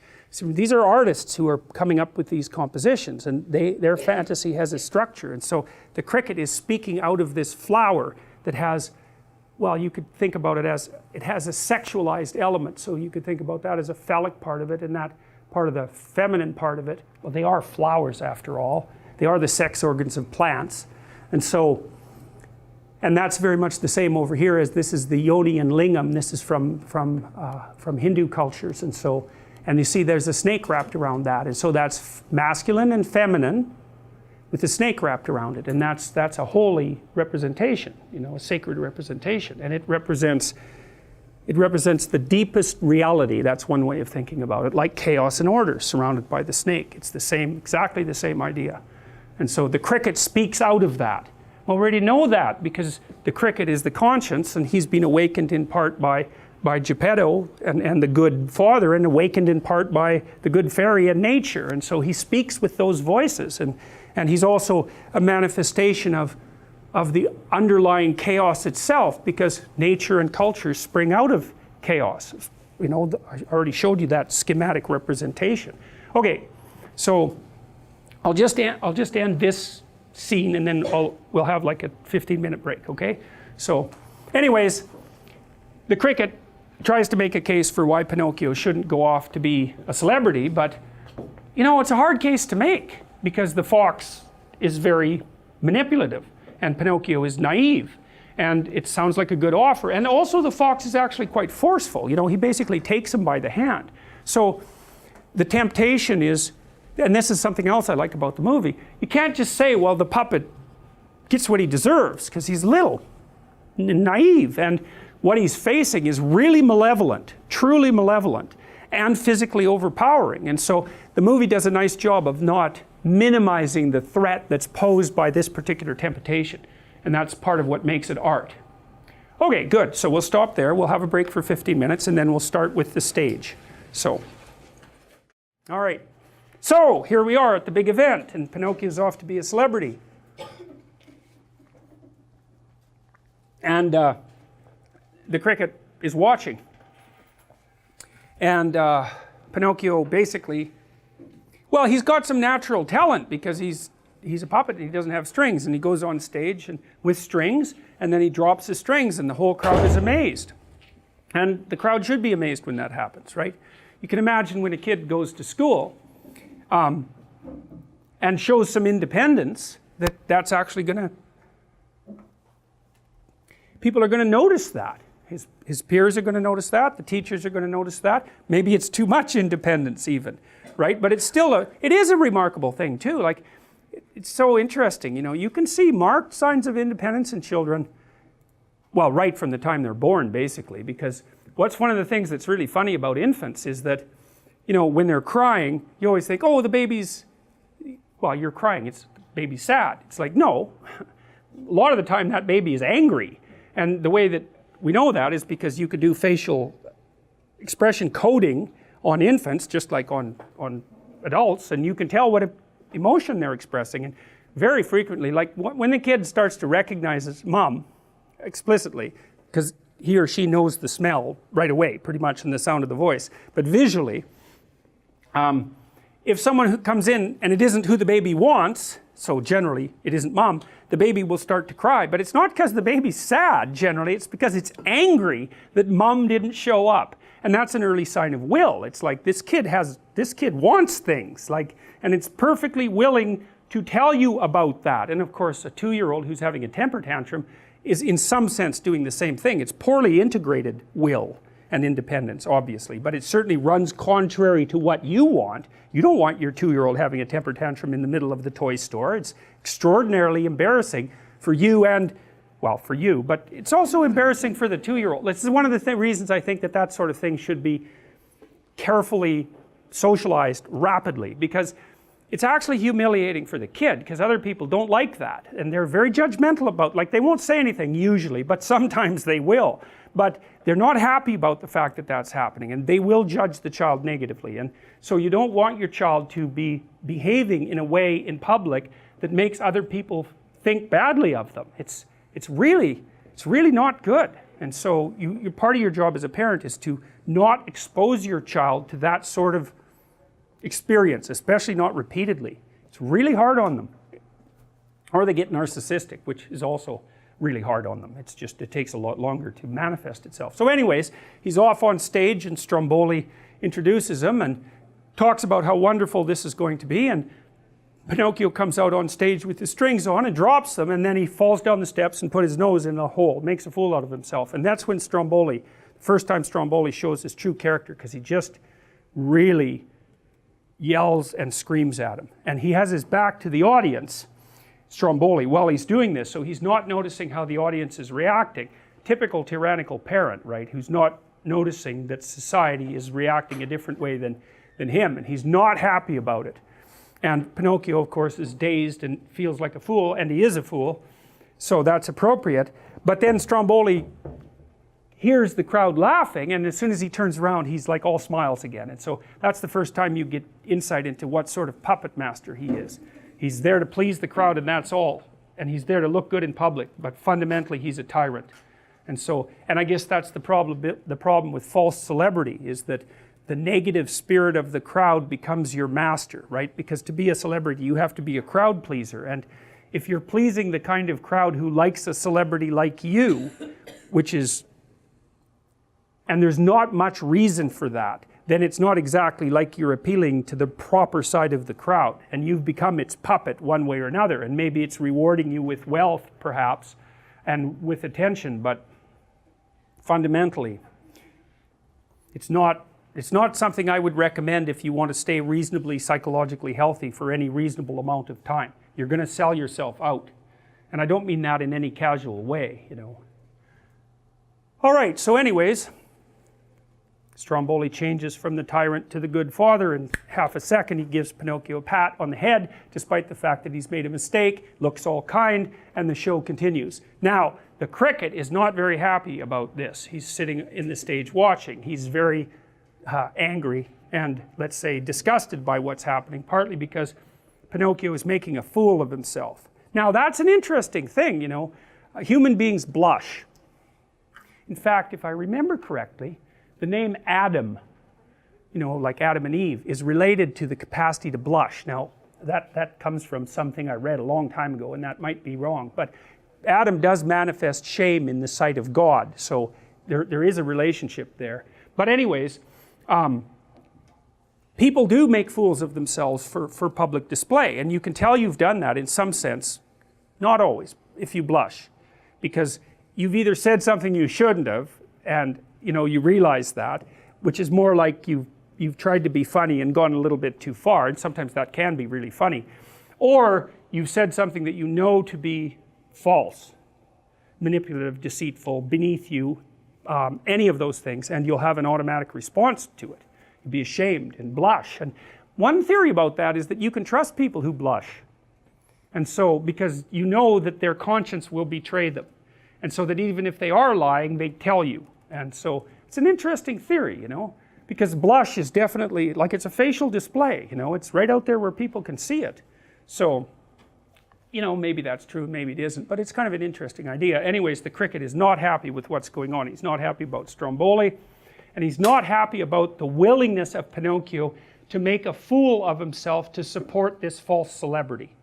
And so I actually think that's why the celebrity types like that often get narcissistic and arrogant. You know, it's because they aren't paying attention.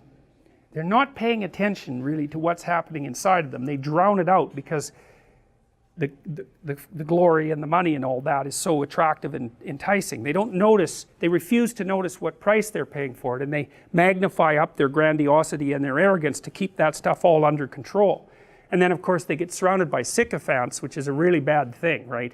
They get surrounded by people who will tell them exactly what they want to hear. And that's really bad if what you want to hear from other people is not good for you. To surround yourself with people who won't offer you genuine criticism or even genuine reward. It's the same thing. Like, you want from me that I differentially reward and punish you in approximately the way that the good part of the crowd will.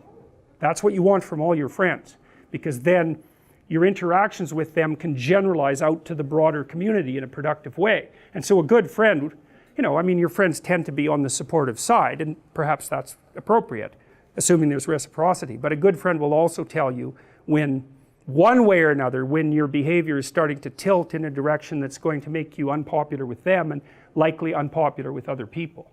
And of course, that's what a parent is supposed to, that's the prime job of a parent in my estimation. It's like, don't do that. Other people will hurt you if you do that.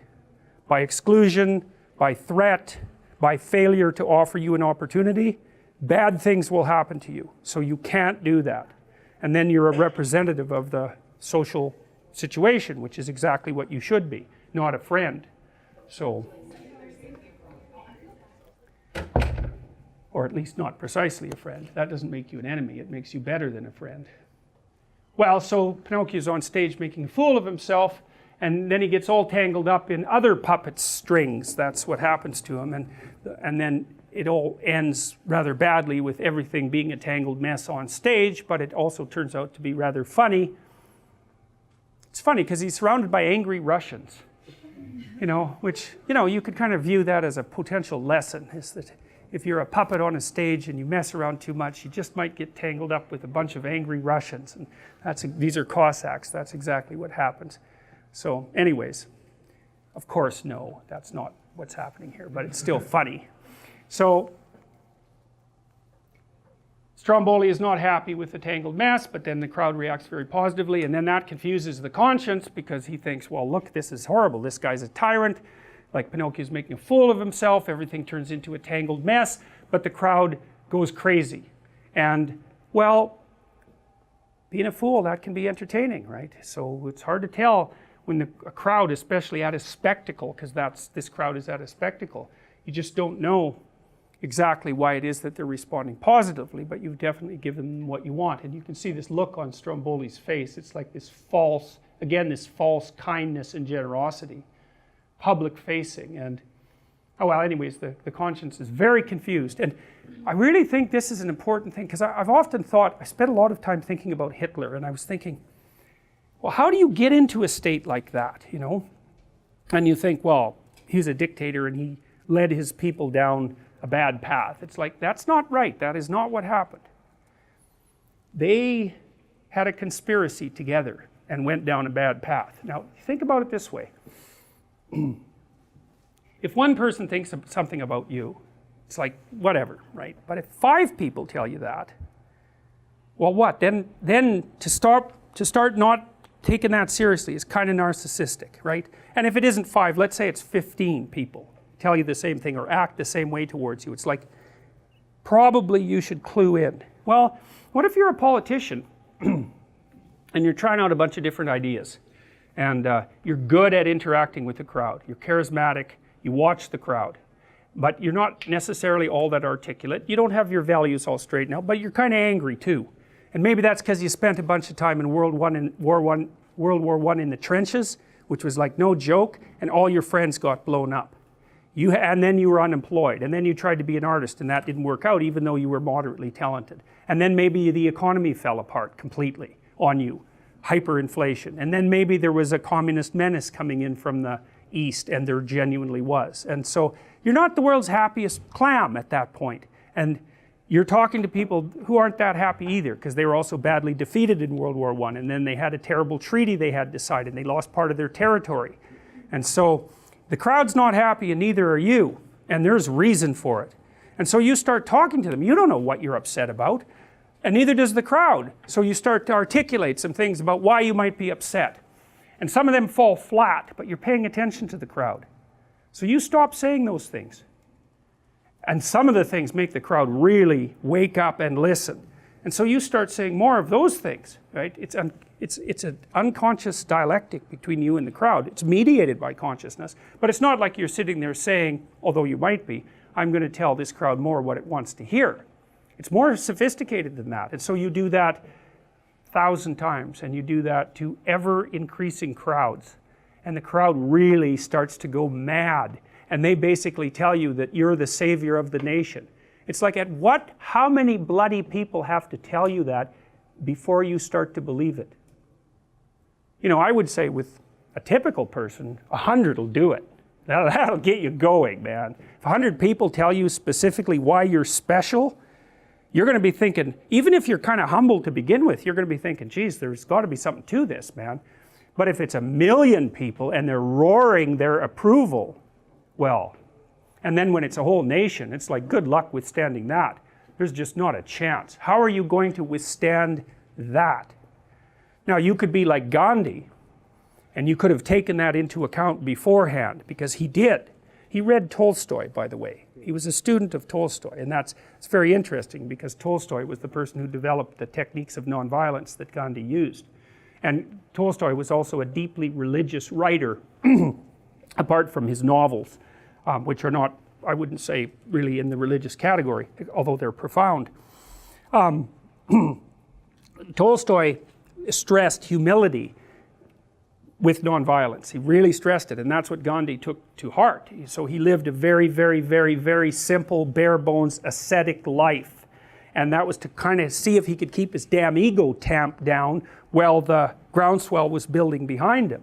You know, and he dressed really simply, and he didn't own much, and he ate very simply, and he just tried to stay away from the whole materialistic success element that would be an element of what would turn him into an actor and also inflate his ego. And, you know, he seemed to do that pretty well. You know, he certainly, well, he led a nonviolent revolution that resulted in the independence of India. It also produced a terrible civil war and the separation of the Muslim Indians from the Hindu Indians. But I don't think you can precisely lay that at the feet of Gandhi, right? But what I'm saying is that you have to be an extraordinary person, you have to be extraordinarily wise, and you have to take ridiculous precautions if you're going to put yourself in the public sphere like that and expose yourself to that kind of adulation without becoming a puppet of the crowd. And that's what happened to Hitler. I mean, it's not like he wasn't also a conscious manipulator and surrounded himself by people who were propagandists and all of that. So there was a conscious element, but you got to think these things through and see how that dialectic develops. Like, he learned how to appeal to the darkest fantasies of the crowd. He was really, really good at it. And that was a dialectic process, right? The crowd told him what they wanted to hear, and the crowd's a mob at that point. So I don't have to take responsibility for the fact that I'm screaming my approval when I'm surrounded by a million people.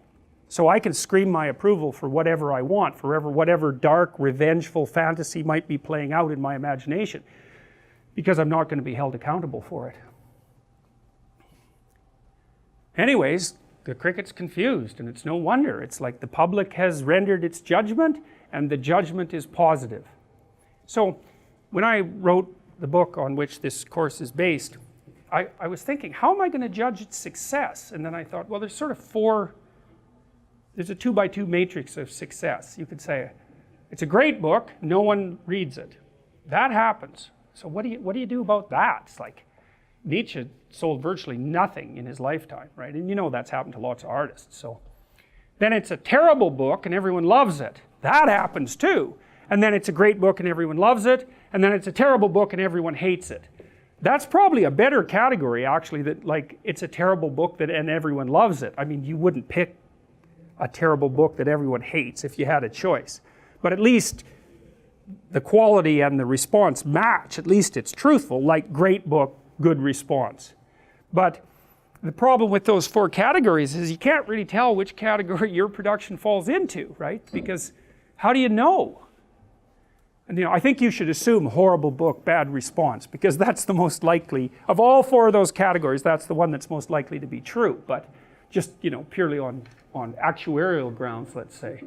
So, all right, so anyways, the cricket wanders away because he obviously, not only was he late for work that day, but he turned out to be wrong about everything. So he lets Pinocchio go off on his adventure, and Stromboli puts him in this little kind of like a touring wagon, you know, and away they go. And the cricket thinks, well, the conscience isn't needed anymore on this journey towards unearned celebrity.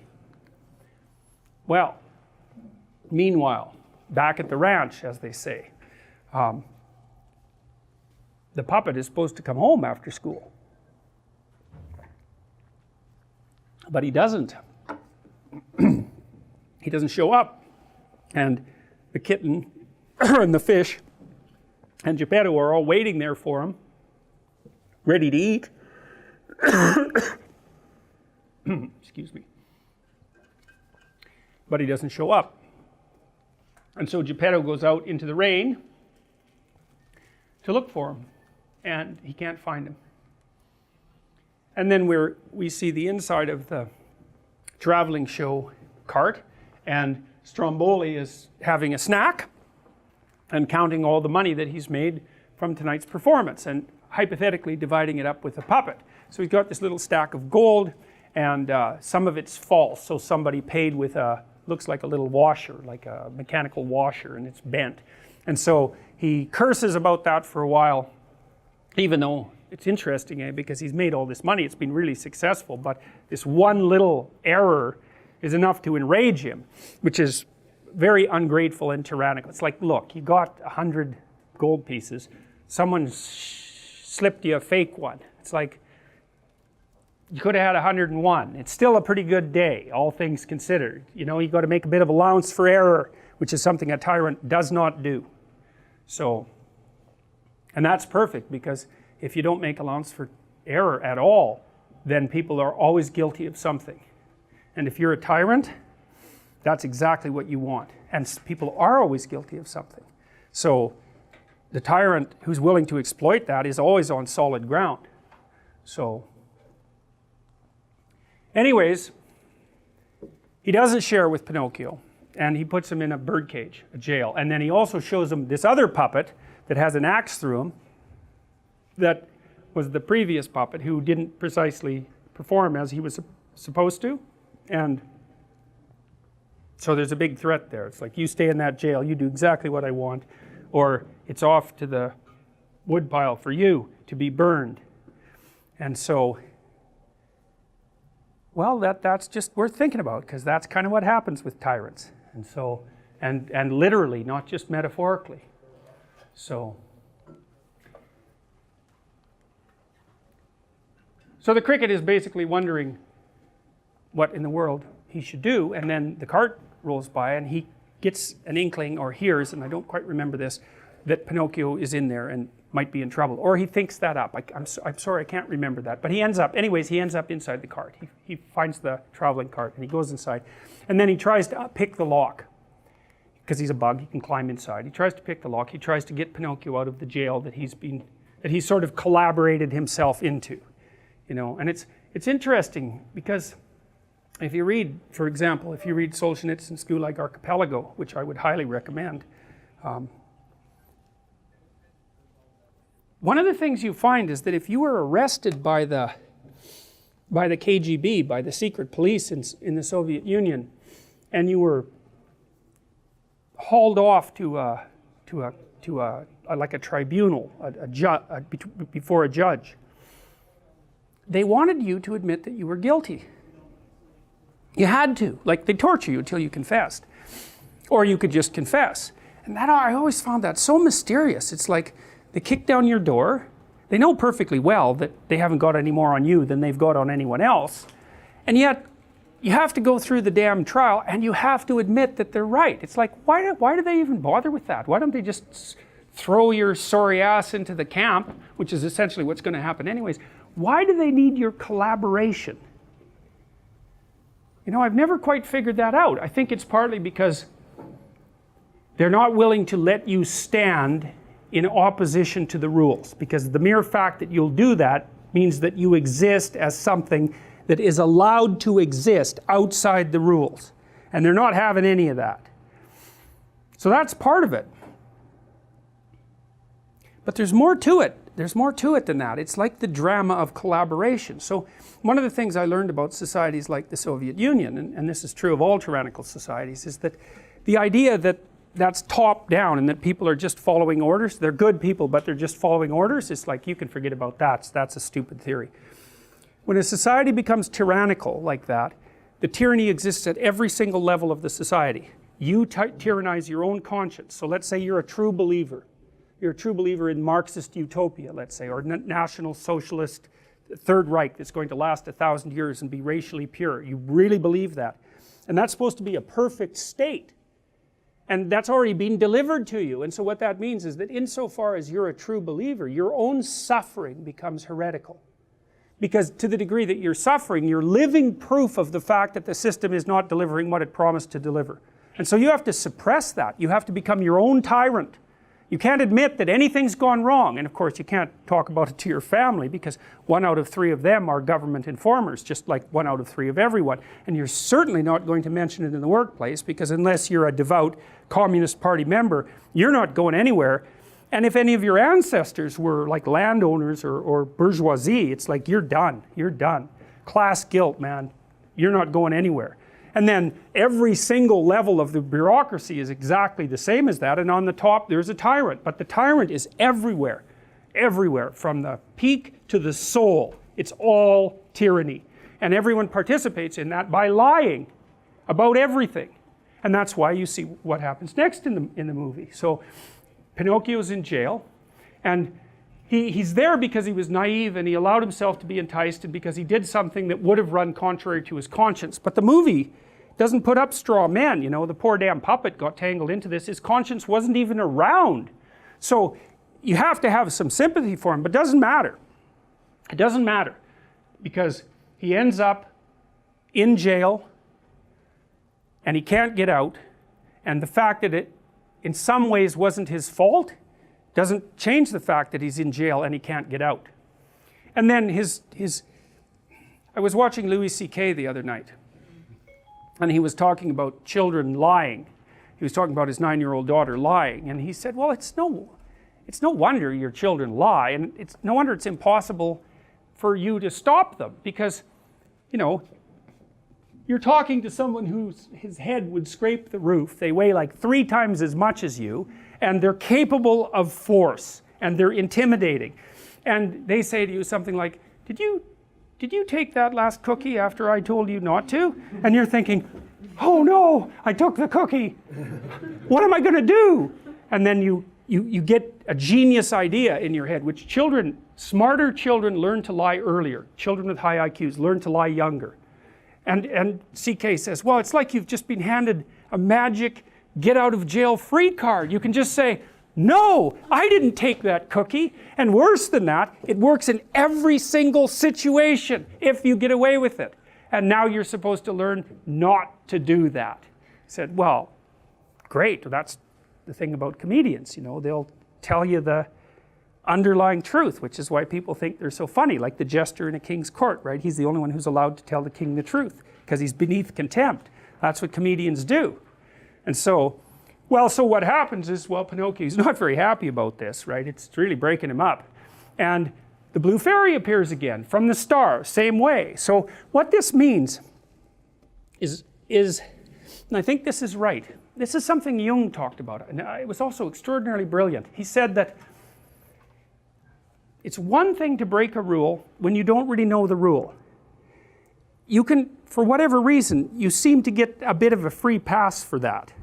But if then you know the rule, and then you break it anyways, you get hit a lot harder. And I know that's true, and I even think I figured out why it was true at one point, but I can't remember at the moment. But there's something about, it's like the severity of a moral error isn't quite as massive if you're genuinely ignorant and unconscious about the rule. And maybe it's because you're not violating your own belief system as much when you engage in the misactivity. It's something like that. So anyways, Pinocchio's in there, and he's partly at fault, at least because he's naive, and he's very desperate about it. But it's also because his conscience isn't functioning very well. So he has his reasons, and so whatever, the blue fairy shows up again. Mother Nature steps in to aid him. And that is true, I would say, because it's not like you get walloped or killed every time you make a mistake, right? It's kind of interesting. And especially that's the case with kids, is like we have more leeway for them. Whether nature does, that's a different issue, but I would say yes, because you know, kids are really cute and they're appealing. And so, and they're naive and they're kind of helpless. They have those motions even that indicate helplessness, and that's associated with the natural apprehension of cuteness, right? So cuteness is big eyes, small nose, symmetrical features, baby-like features, helpless movements, that elicits sympathy and compassion, and it does it cross species, and so does the cry. And my roommate when I was in college had a niece who was quite young, about a year and a half old, I think, and we had a cat, wild cat, and it was a really fighty cat, partly because of me, because I would always play with it, and I let it fight with me quite a lot.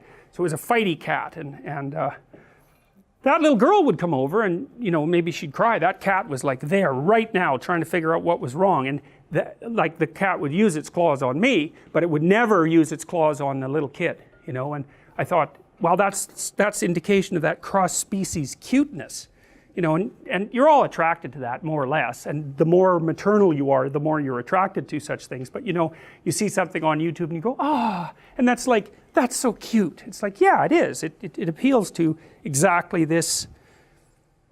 It appeals to this concomitation of infantile features, and it brings out compassion, unless you're psychopathic. So it's a good thing, but you know, it can be manipulated, that's for sure. Women actually manipulate it with makeup, which is quite sneaky and good of them. So anyways, so the blue fairy shows up, so that's nature. So what I'm saying is that nature will cut kids a break.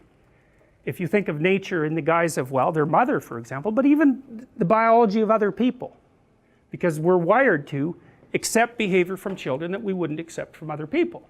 So nature will forgive. So she shows up in her heavenly guise and says, what's going on? And Pinocchio, again because he's naive, but also because he's not good. He's not evil either. He's neither or both. It depends on how you look at it.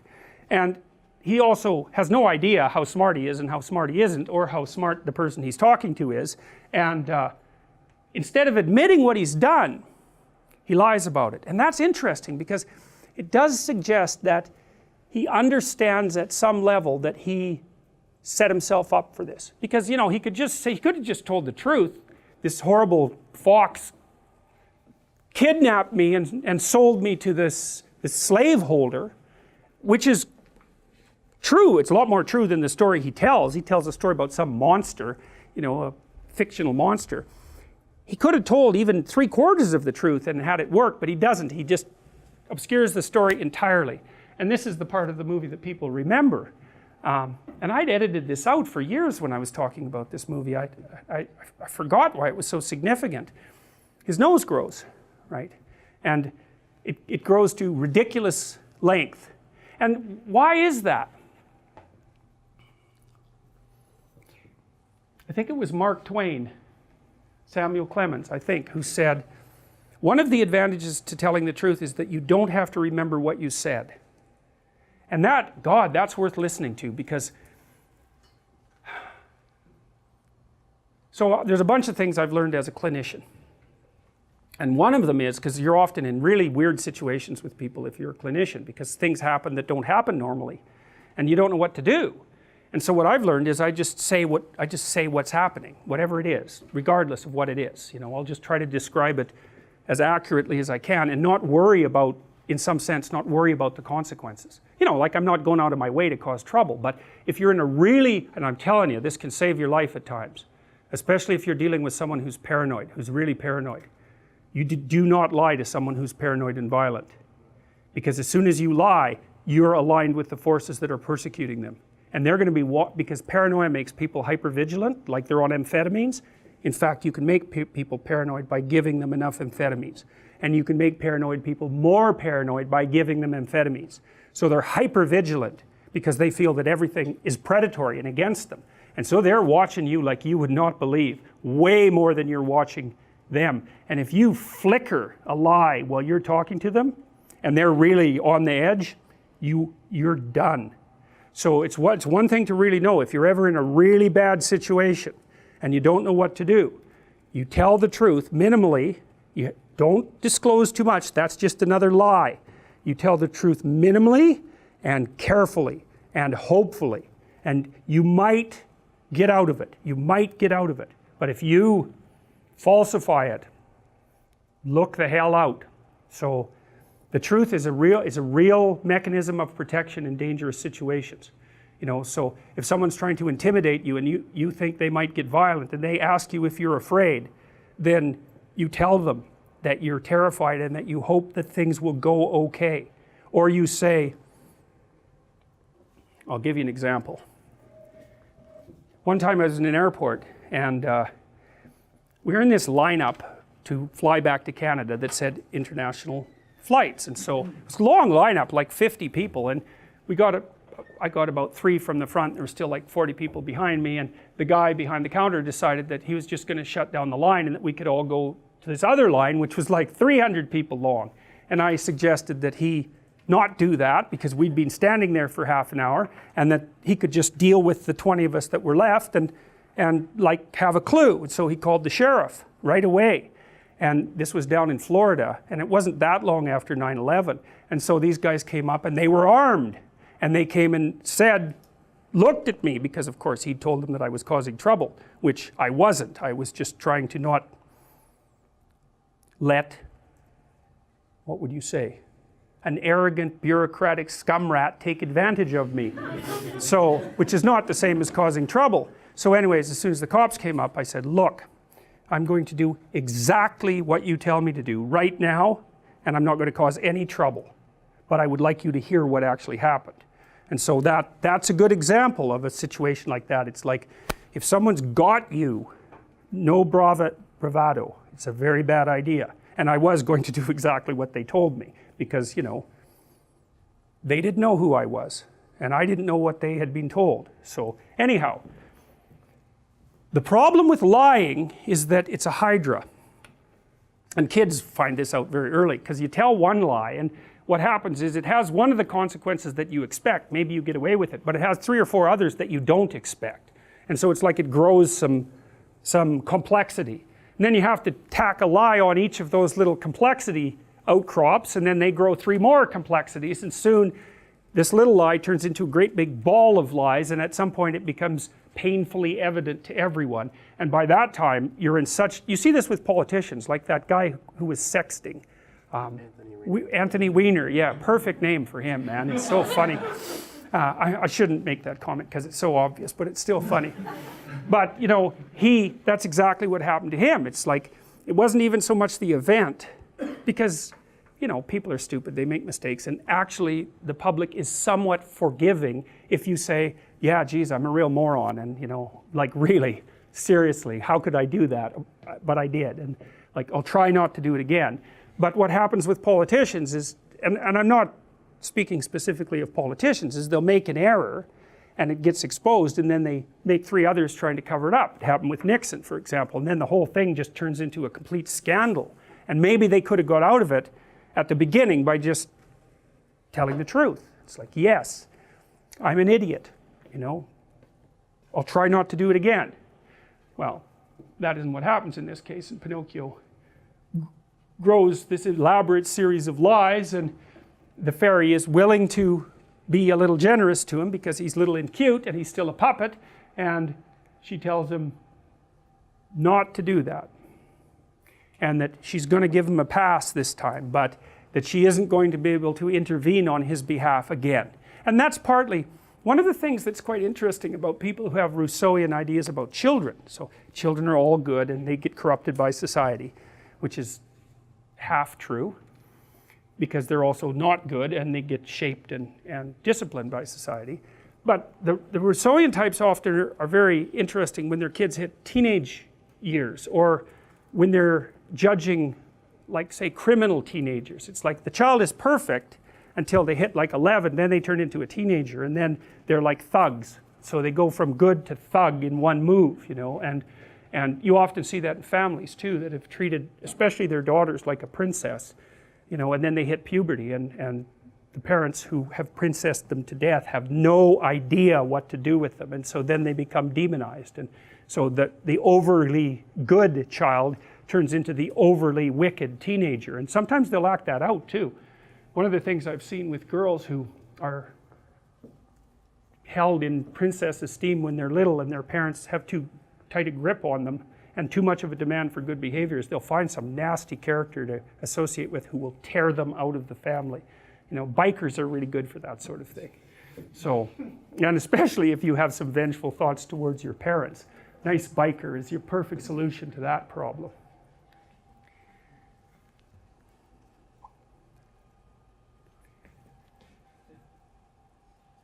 Okay, we'll go through this scene and then I think we'll call it a day. Okay, so now Pinocchio's gone free, he's been united with his conscience, he's learned a couple of lessons. Don't be an actor, and don't lie. And those things are quite similar, right? And especially once you're caught in your actor trap, don't lie to get out, because that will just make it worse. So that's the first of his trials, his moral trials on the road to becoming real.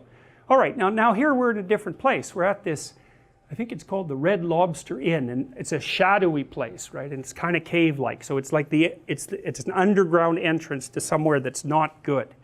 And it's a foggy night, and you can't really see, so everything's murky and gloomy there. And so inside we see the coachman and the fox and the cat.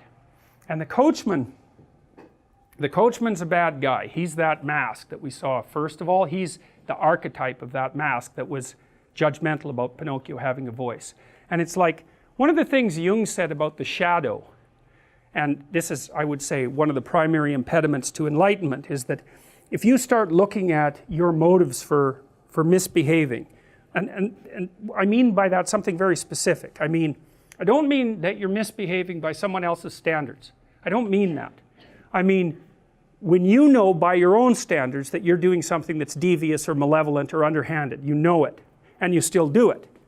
So it's your own judgment you're bringing to bear on yourself. If you look at why you're doing that, the longer you look at it, the deeper a hole you dig.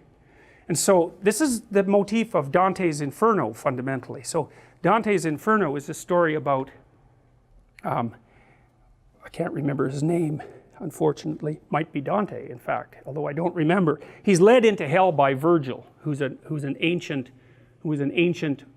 philosopher, thinker. And hell has levels, and so the outer level is, and this is a Christianized version of hell. because there's hells of all sorts, but this is a Christianized version. And so on the outermost levels of hell, which is sort of like normal life, are the ancient philosophers, and they're still in hell because they weren't Christian, but it's kind of like, it's like cheap motel hell instead of the full pit thing, you know. And so then Dante goes deeper and deeper into hell until he gets right to the bottom of it. And it's been a while since I read it, but if I remember correctly, Satan himself is encased in ice at the bottom of hell, surrounded by people who betray others. And so Dante's notion was that the worst of all possible violations of moral behavior was betrayal, and that they're in the deepest levels of hell. And I really like that idea. I think it's true, because if you trust me, then you're manifesting the necessary courage that puts someone through life. You know, if you're smart, you don't trust me because you're naive.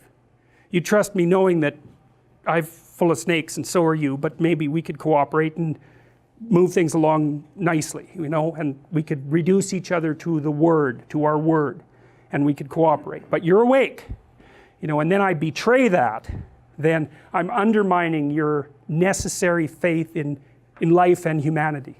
And you can really hurt someone that way. Like sometimes it's self-betrayal, but you can really do someone in that. We can really traumatize them. So that they can't recover.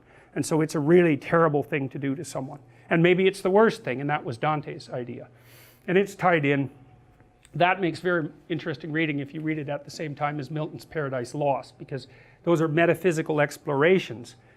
This is what they are. They're metaphysical explorations of the terrible places you can end up, and that people do end up. And also a metaphysical explanation of what spirit takes you there. So, because you might ask, well, why do you betray someone? And that is a deep question. And so you'll have your specific reasons, but under that there'll be some other reasons, and under that there'll be some other reasons, and under that there'll be some other reasons.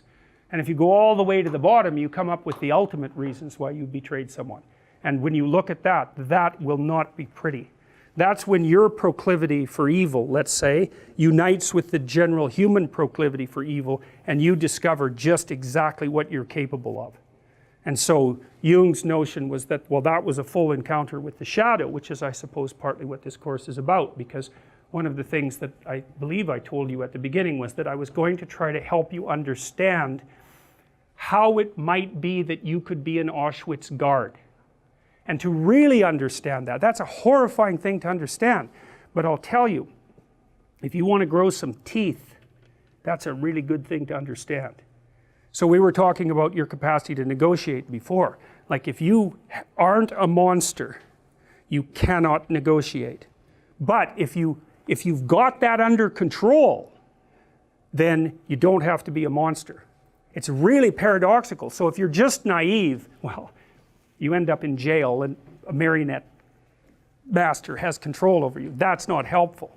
So that's not good. That just means you're useless and you can be manipulated. You won't go out of your way to be malevolent, but it's mostly because you just don't have the skills, the organizational skills, or even the depth to do that. You know, you're good because you're harmless. That's not good. That's easily manipulated. And so you think, well, how do you get out of that? Well, partly you watch people because you know what they're like, because you know what you're like, but you also know what you could do and would do if you were pushed. And so you don't have to show much of that when you're negotiating with someone for them to take you really seriously. So it's a strange thing, you know, but one of the things Jung pointed out too was that what you most need to know will be found where you least want to look. And that's because you haven't already looked there. And so it's a little different for everyone, right? Because your particular place you don't want to look isn't going to be the same as your place. But you're going to have a place you don't want to look. And what you haven't discovered, that's where it is. And so that's all partly going to be discovered by you looking at what you're capable of, what you're truly capable of. And, you know, people, especially on the compassionate end, think, well, no, I could never be like brutal like that. And that could be true, but you can kill people with compassion, no problem. That's the Freudian Oedipal situation. So think about working in a nursing home. So there's actually a rule of thumb, which I also use to guide my interactions with children and also with my clients. And I would say with people in general, do not do anything for anyone that they can do themselves. All you do is steal, you just steal it from them. So imagine you're working with really elderly people, you know, they have Alzheimer's. It's like really easy to do things for them because, well, it isn't, because it's really a hard job. But it might be easier to do something for them than to let them struggle through it. But you just speed their demise, right, by taking away the last vestiges of their independence. And you do the same thing with kids. It's like, struggle through it, man. Did you ever see My Left Foot? That's a great movie. It's about this author whose name escapes me at the moment. Brilliant, it's a brilliant movie, and the person who played the part is Daniel Day-Lewis. I think he won an Academy Award for it, but it's about this author in Ireland who was, I think he had cerebral palsy, and all he could really do was use his left foot. That was it. The rest of him was pretty spastic and not controllable. But he was there, he was very intelligent, and he was with it, and his dad would not help him. He had to drag himself up the damn stairs with his left foot. He just would not help him. And what happened was, he learned how to live. You know, he could function. And the movie does, the book, which is called My Left Foot, and the movie does a lovely job of laying that out, but you have to be one hard-hearted son of a bitch to let your son crawl up the stairs with his left foot over and over. You think about that. But what's the alternative? You know, if he would have been, and of course he lays this out in the book, if he would have been catered to, he would have ended up just like you'd expect someone who was always catered to. So it's a very nice lesson in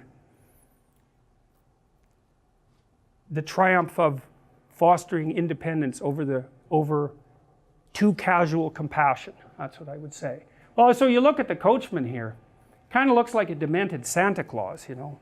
He doesn't have a beard, but it's a nice touch on the animator's part. He's even got the pipe and the red suit. And so he's listening to the fox and the cat brag about how much money they made selling Pinocchio to the puppet master and how evil and terrible they are, and they're bragging away, and he's the real thing, hey? He's the real thing. And he can see through their little petty, narcissistic, grandiose tales of quasi-criminality and has nothing but contempt for it. And you can see that in his facial expressions, like he's sitting back a bit thinking, keep talking, bucko, pretty soon I'm going to have you right where I want you.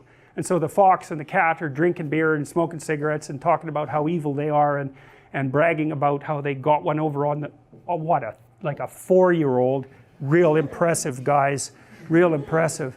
And the coachman is thinking up his own nefarious schemes right now for what he might do with that puppet if he got his hands on him. And so that's when he reveals himself, right? So what you see, filmmakers just do it for a second, and that's an archetypal trip. It's like, you've got the fox and the cat, they're sort of petty examples of criminality and evil. And then you've got the coachman, and he's the real thing, but he's not really shown anybody who he is. And then at one scene in the bar, he lets his guard down and he lets them see what he's really like. And so you see this all teeth and predatory eyes and glee all at the same time, right? That's a bad combination. I'm going to eat you, and it's going to make me very happy. That's insanity. You do not want to see that look on someone's face. And so that's the look. And the fox is traumatized by that. He thinks he's a bad guy. And he's not. He just can't be a good guy. He hasn't got the talent to be a bad guy. So, and then he's talking to the coachman and bragging, and the coachman's had enough of it and shows his real face, and it's like, that's not good. The fox gets a real glimpse into hell, and that just terrifies him. Like and then the coachman, the other thing the coachman does is reveal his plans. And his plans are to kidnap Pinocchio along with a bunch of other boys and to take them to this place called Pleasure Island. And the fox knows what's going on there. And so it's the foreshadowing of the next stage of the adventure.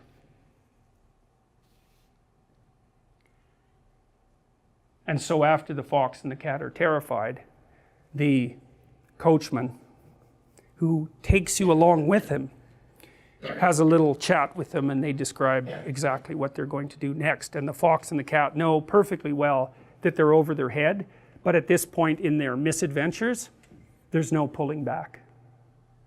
And I think we'll stop there, even though it's a little early, because that was a lot of material, and this is a really good place to stop. And so I'd be happy to take some questions if you guys have some questions. We could take questions for like 10 minutes, and then we'll call it a day. So And you can ask me a question about anything you want. This goes back a bit to the beginning of the lecture, but how does morality go from who's stronger and who's weaker to what's good and what isn't? Well, I think it depends to some degree on what you mean by stronger. So physical strength is one element, and like if you look at mythological heroes, imagine that the stories of heroes are fragmented elements of the archetype. And so one kind of archetypal hero obviously is someone who's physically strong. You know, you see that there's a great movie that you could watch about this. It's called Hitman Hart. It's one of the best documentaries I've ever seen, and it's about this guy named Bret Hart. And Bret Hart was for a while the most famous Canadian on the planet, and he was a worldwide wrestling foundation, I think. What do they call that? WWF? Yeah. He was their like lead good guy. And so wrestling, I loved the documentary because when I was a little kid, like 4 or 5, I used to watch his father, whose name was Stu Hart, who ran this channel, this wrestling confederation in Alberta. And Stu Hart had, I think, 8 boys, and he trained all of them to be pro wrestlers. And part of the movie is extraordinarily funny because Stu Hart is in it, and he's really old. He's like 85, and he's just barely, can you imagine? He was like a pro wrestler for 40 years. Like every joint is broken. And he's still big, but he's just barely moving.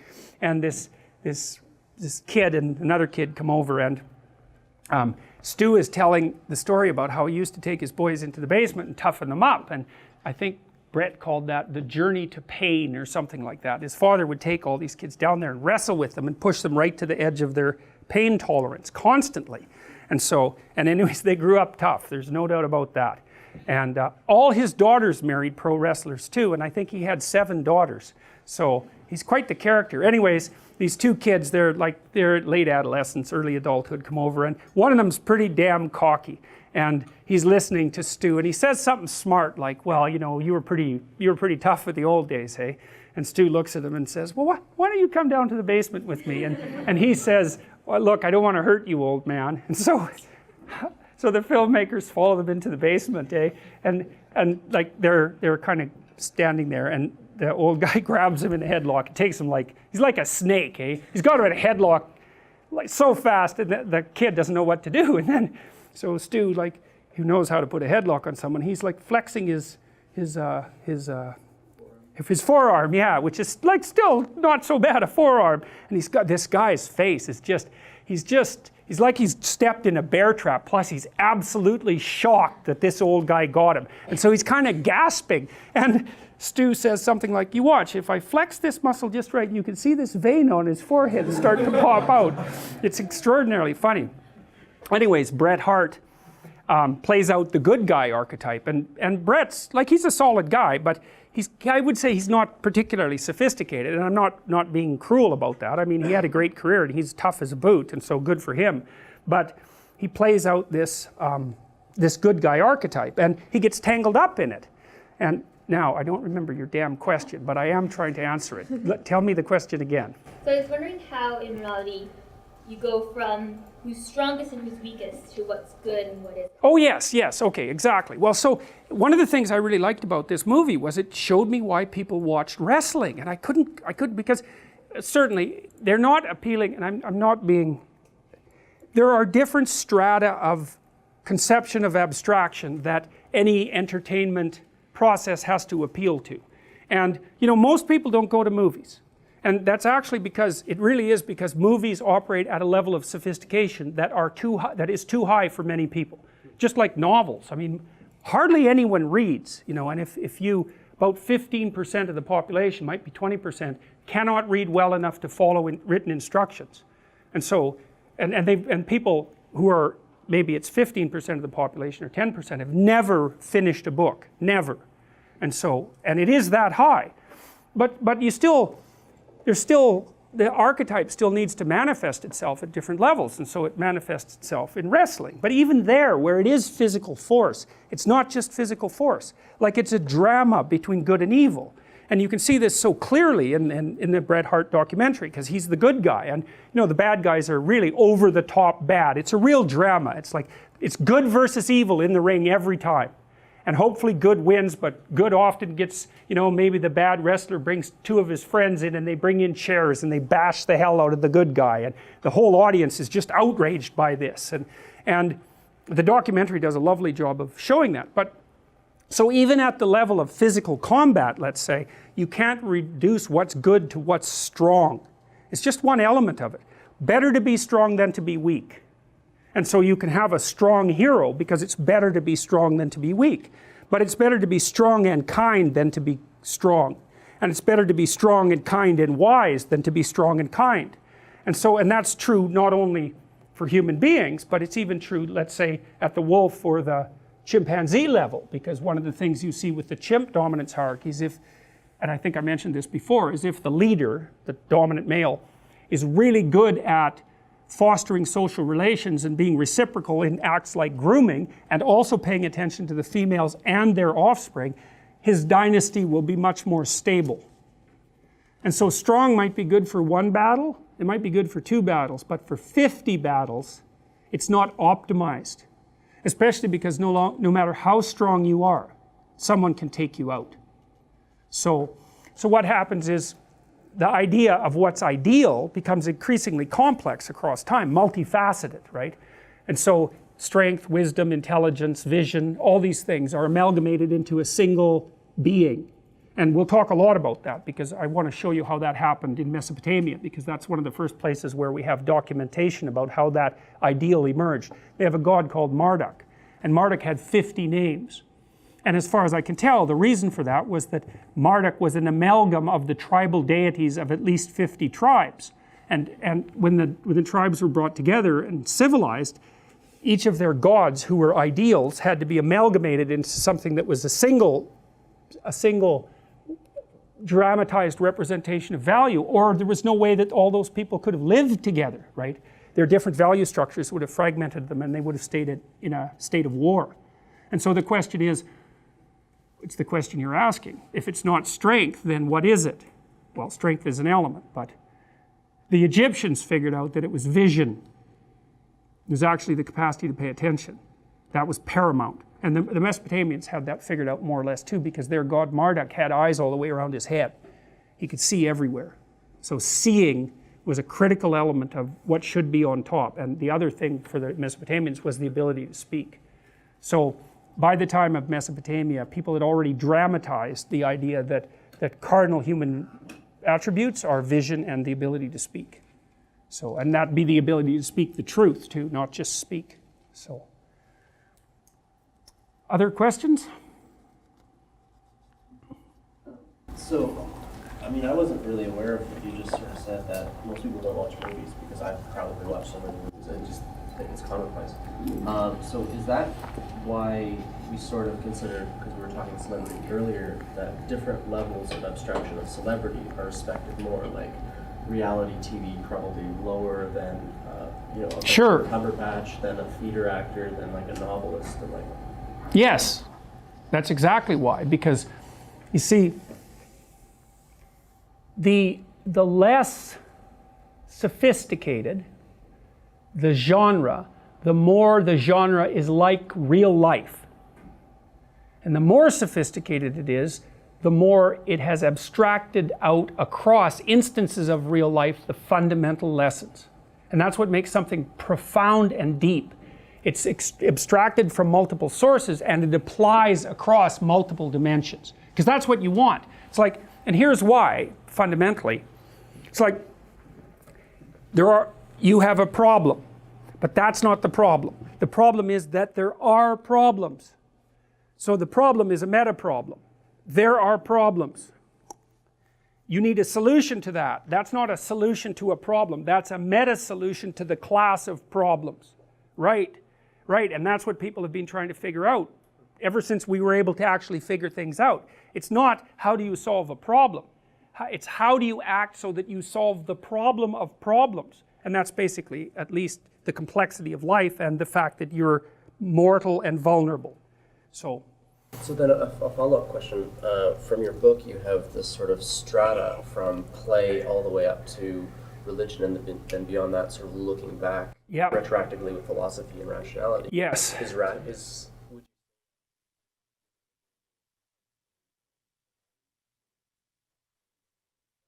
Well, that's a good one. It's a good, I would say the best way, if you really want to think this through, the best way to do that is to read Nietzsche and Dostoevsky at the same time. Now, I'm sure there's other ways of doing this, but Nietzsche was actually quite heavily influenced by Dostoevsky, more than people knew, although their thought runs very parallel. And so Dostoevsky is like the ultimate dramatist, right? He embodies his ideas and he has them act out in a dramatic space. It's literary. Whereas Nietzsche has taken that up one level of abstraction to the semantic. He says, well, here's what's going on in an articulated way, but he doesn't embody it in the story. And you might say, well, that's higher, but it's only higher in a way. It's more abstract in that it's more like words, whereas what Dostoevsky does is half words and half images, right? Because when you read a novel, what happens is that people say, and the postmodernists say, well, where the hell's the meaning in that novel? It's like, it's not in the word, it's not in the phrase, it's not in the sentence, it's not in the paragraph, you know, where do you localize the meaning? It's a great question. Their answer sucks, but the question's great. So, but what happens partly when you're reading a book is that, a novel, is that the words trigger representations in your imagination, and a lot of the information from which, a lot of what you extract the information from is actually your imagistic representation of the words. And that imagistic representation is richer than the words because it's informed by all of your knowledge about people. And so you know this happens because you go to a movie like the Harry Potter movies and you say, that's not how I imagined it. Right? The probability that there'll be a one-to-one correspondence between your internal representation of the book and the movie is 0. And usually the movie is less rich than the book. I mean, I love movies and they have their own place, that's for sure, but they're, well, miniseries, the series now are more approaching the complexity and depth of literature because they can extend across 20 hours, you know, and, you know, they don't have to compress a 12-hour reading experience into 2 hours of action. So yeah, and so what I was trying to do with that hierarchy was to show how the knowledge moved. Like, first of all, it's kind of implicit in your biology, and then it's distributed into society, and then by imitating society you make it part of your procedures, and then you watch your own procedures and start to build a representation of them, and then you can articulate that representation. And it's a bootstrapping process too, because once you've made the representation, that can affect the way you behave, and so they start to loop. And so, so here's one idea. So imagine that there's a type of male who tends to win dominance hierarchy contests and to emerge at the top. Well, that's the case. That is the case, and that's why you're the way you are. And so what's happened among human beings, this is so cool, is that human females are choosy maters. So about twice as many men fail in their reproductive efforts as females fail. Okay, but the men who succeed are more successful. So women are on average more successful, and men are on average more failures and more successful. And I'm talking strictly about reproduction here, although it generalizes to other areas, but I'm talking about reproduction. So how does it work exactly? Well, the women have a real problem with mate selection. It's like, who the hell are you going to have as a mate? And it's too complex to work out, so women in their genius don't. They let the men compete and then they peel from the top, acting out the assumption that the man who wins is the best man. And it's a good assumption, because if you have a bunch of men competing, especially if they're competing across competitions and someone pops up at the top, you can think, well, they may not be worth much, but they're better than anyone else at whatever it is that they're doing. And that makes men at the top of dominance hierarchies very attractive to women. And then the women accelerate that, so you can imagine they're more likely to reproduce. And so what happens is that the proclivity to emerge at the top of the set of dominance hierarchies becomes inbuilt into the biology across time. And the women exaggerate that by differentially allowing the men to reproduce. And that's also why they're Mother Nature. They really are Mother Nature. It's not just a metaphor. And so then the representation and the biology start to tangle together. And that's like, well, that's the difference between a meme and an archetype. Right? A meme is this idea that propagates itself, but an archetype is an idea that has propagated itself across such a massive span of time that it's actually shaped the course of evolution itself. And men, I can tell you already how this... It isn't necessarily that You even have to compete with other men in order to see who wins. As soon as you admire someone, and that'll happen unconsciously, you won't be able to stop yourself. You've already elevated them in the dominance hierarchy contest. The act of admiration is your recognition that you've met someone who's better at whatever it is that happens to be driving your admiration than you are. And so, and that's partly the manifestation of just the idea as the what would you say, as the representation of the ideal. And kids do that all the time. They hero worship other kids. Usually, like a 4-year-old will latch onto some 6-year-old who will just follow, or she'll follow everywhere and do exactly what they do. And it's like, well, why? Well, because that person represents to that child their next ideal, their conceptualization of the place forward. So okay. Any other questions, or should we maybe call it a day? Okay. When you said that the guy who was smiling in the thing was predatory glee, and that, Yeah. Which is insanity. How do you define insanity in this context? Well, let's call it what you don't want to encounter alone in an alley at midnight, and leave it at that. I mean, But that is what I mean in this context. That's exactly what I mean. And then not only is the person there waiting for you, but they're looking forward to whatever might happen. yeah, for sure. I just mean like in a psychological context, using that word "saying" as like its own connotations. So I was making sure I wasn't interpreting it in the wrong way. No, well, the movie provides the frame for the interpretation in this particular situation. And so he's the thing that hauls naive young boys off to their doom. Okay, so that's bounded.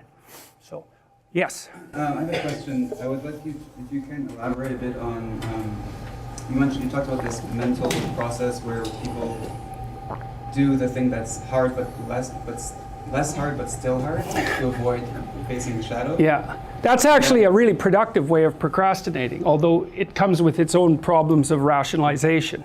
So that reinforces certain circuits. Yes. And then you talk about it in a way that says that those can't go away, so you need to bring up the other inhibitory circuits.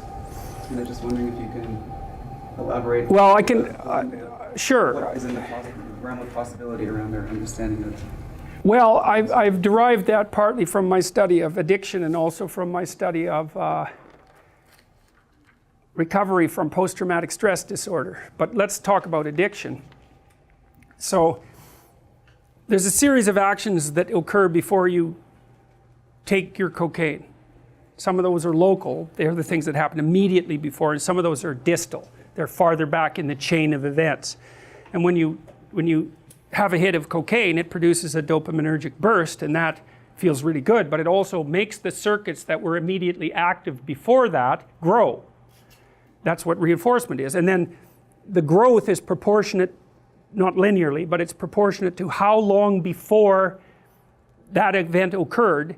The closer it is, the stronger they're going to get. But even the ones that are somewhat distal get some reinforcement. Because you might say, well, what did you do before you found your latest fix? And the answer is, well, how long before? Well, the closer, the more rewarded. And so what happens then is that, so if you take that person out of the normal environment, you put them into a treatment center, they're off their physical addiction, which is a weird thing in the case of cocaine, but like not that long. A week will do it, 2 weeks for sure. Even heroin and alcohol for sure, if you can get them through the seizure part without dying. And so they're done. They aren't physiologically dependent anymore. But you let that person go, and the first thing that happens is his old friend, who he's always out doing drugs with, shows up, and bang, he's craving like mad.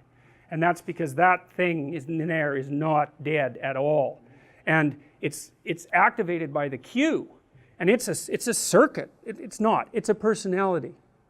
It only wants one thing. It wants cocaine. It's going to suppress any non-related thoughts, and it'll use lies. That's no problem, especially if lies have been reinforced, which they certainly have. Where are you off to, son? You know, you'll have a lie for that, and then 10 minutes later you have your drug, and so that little lie has just grown.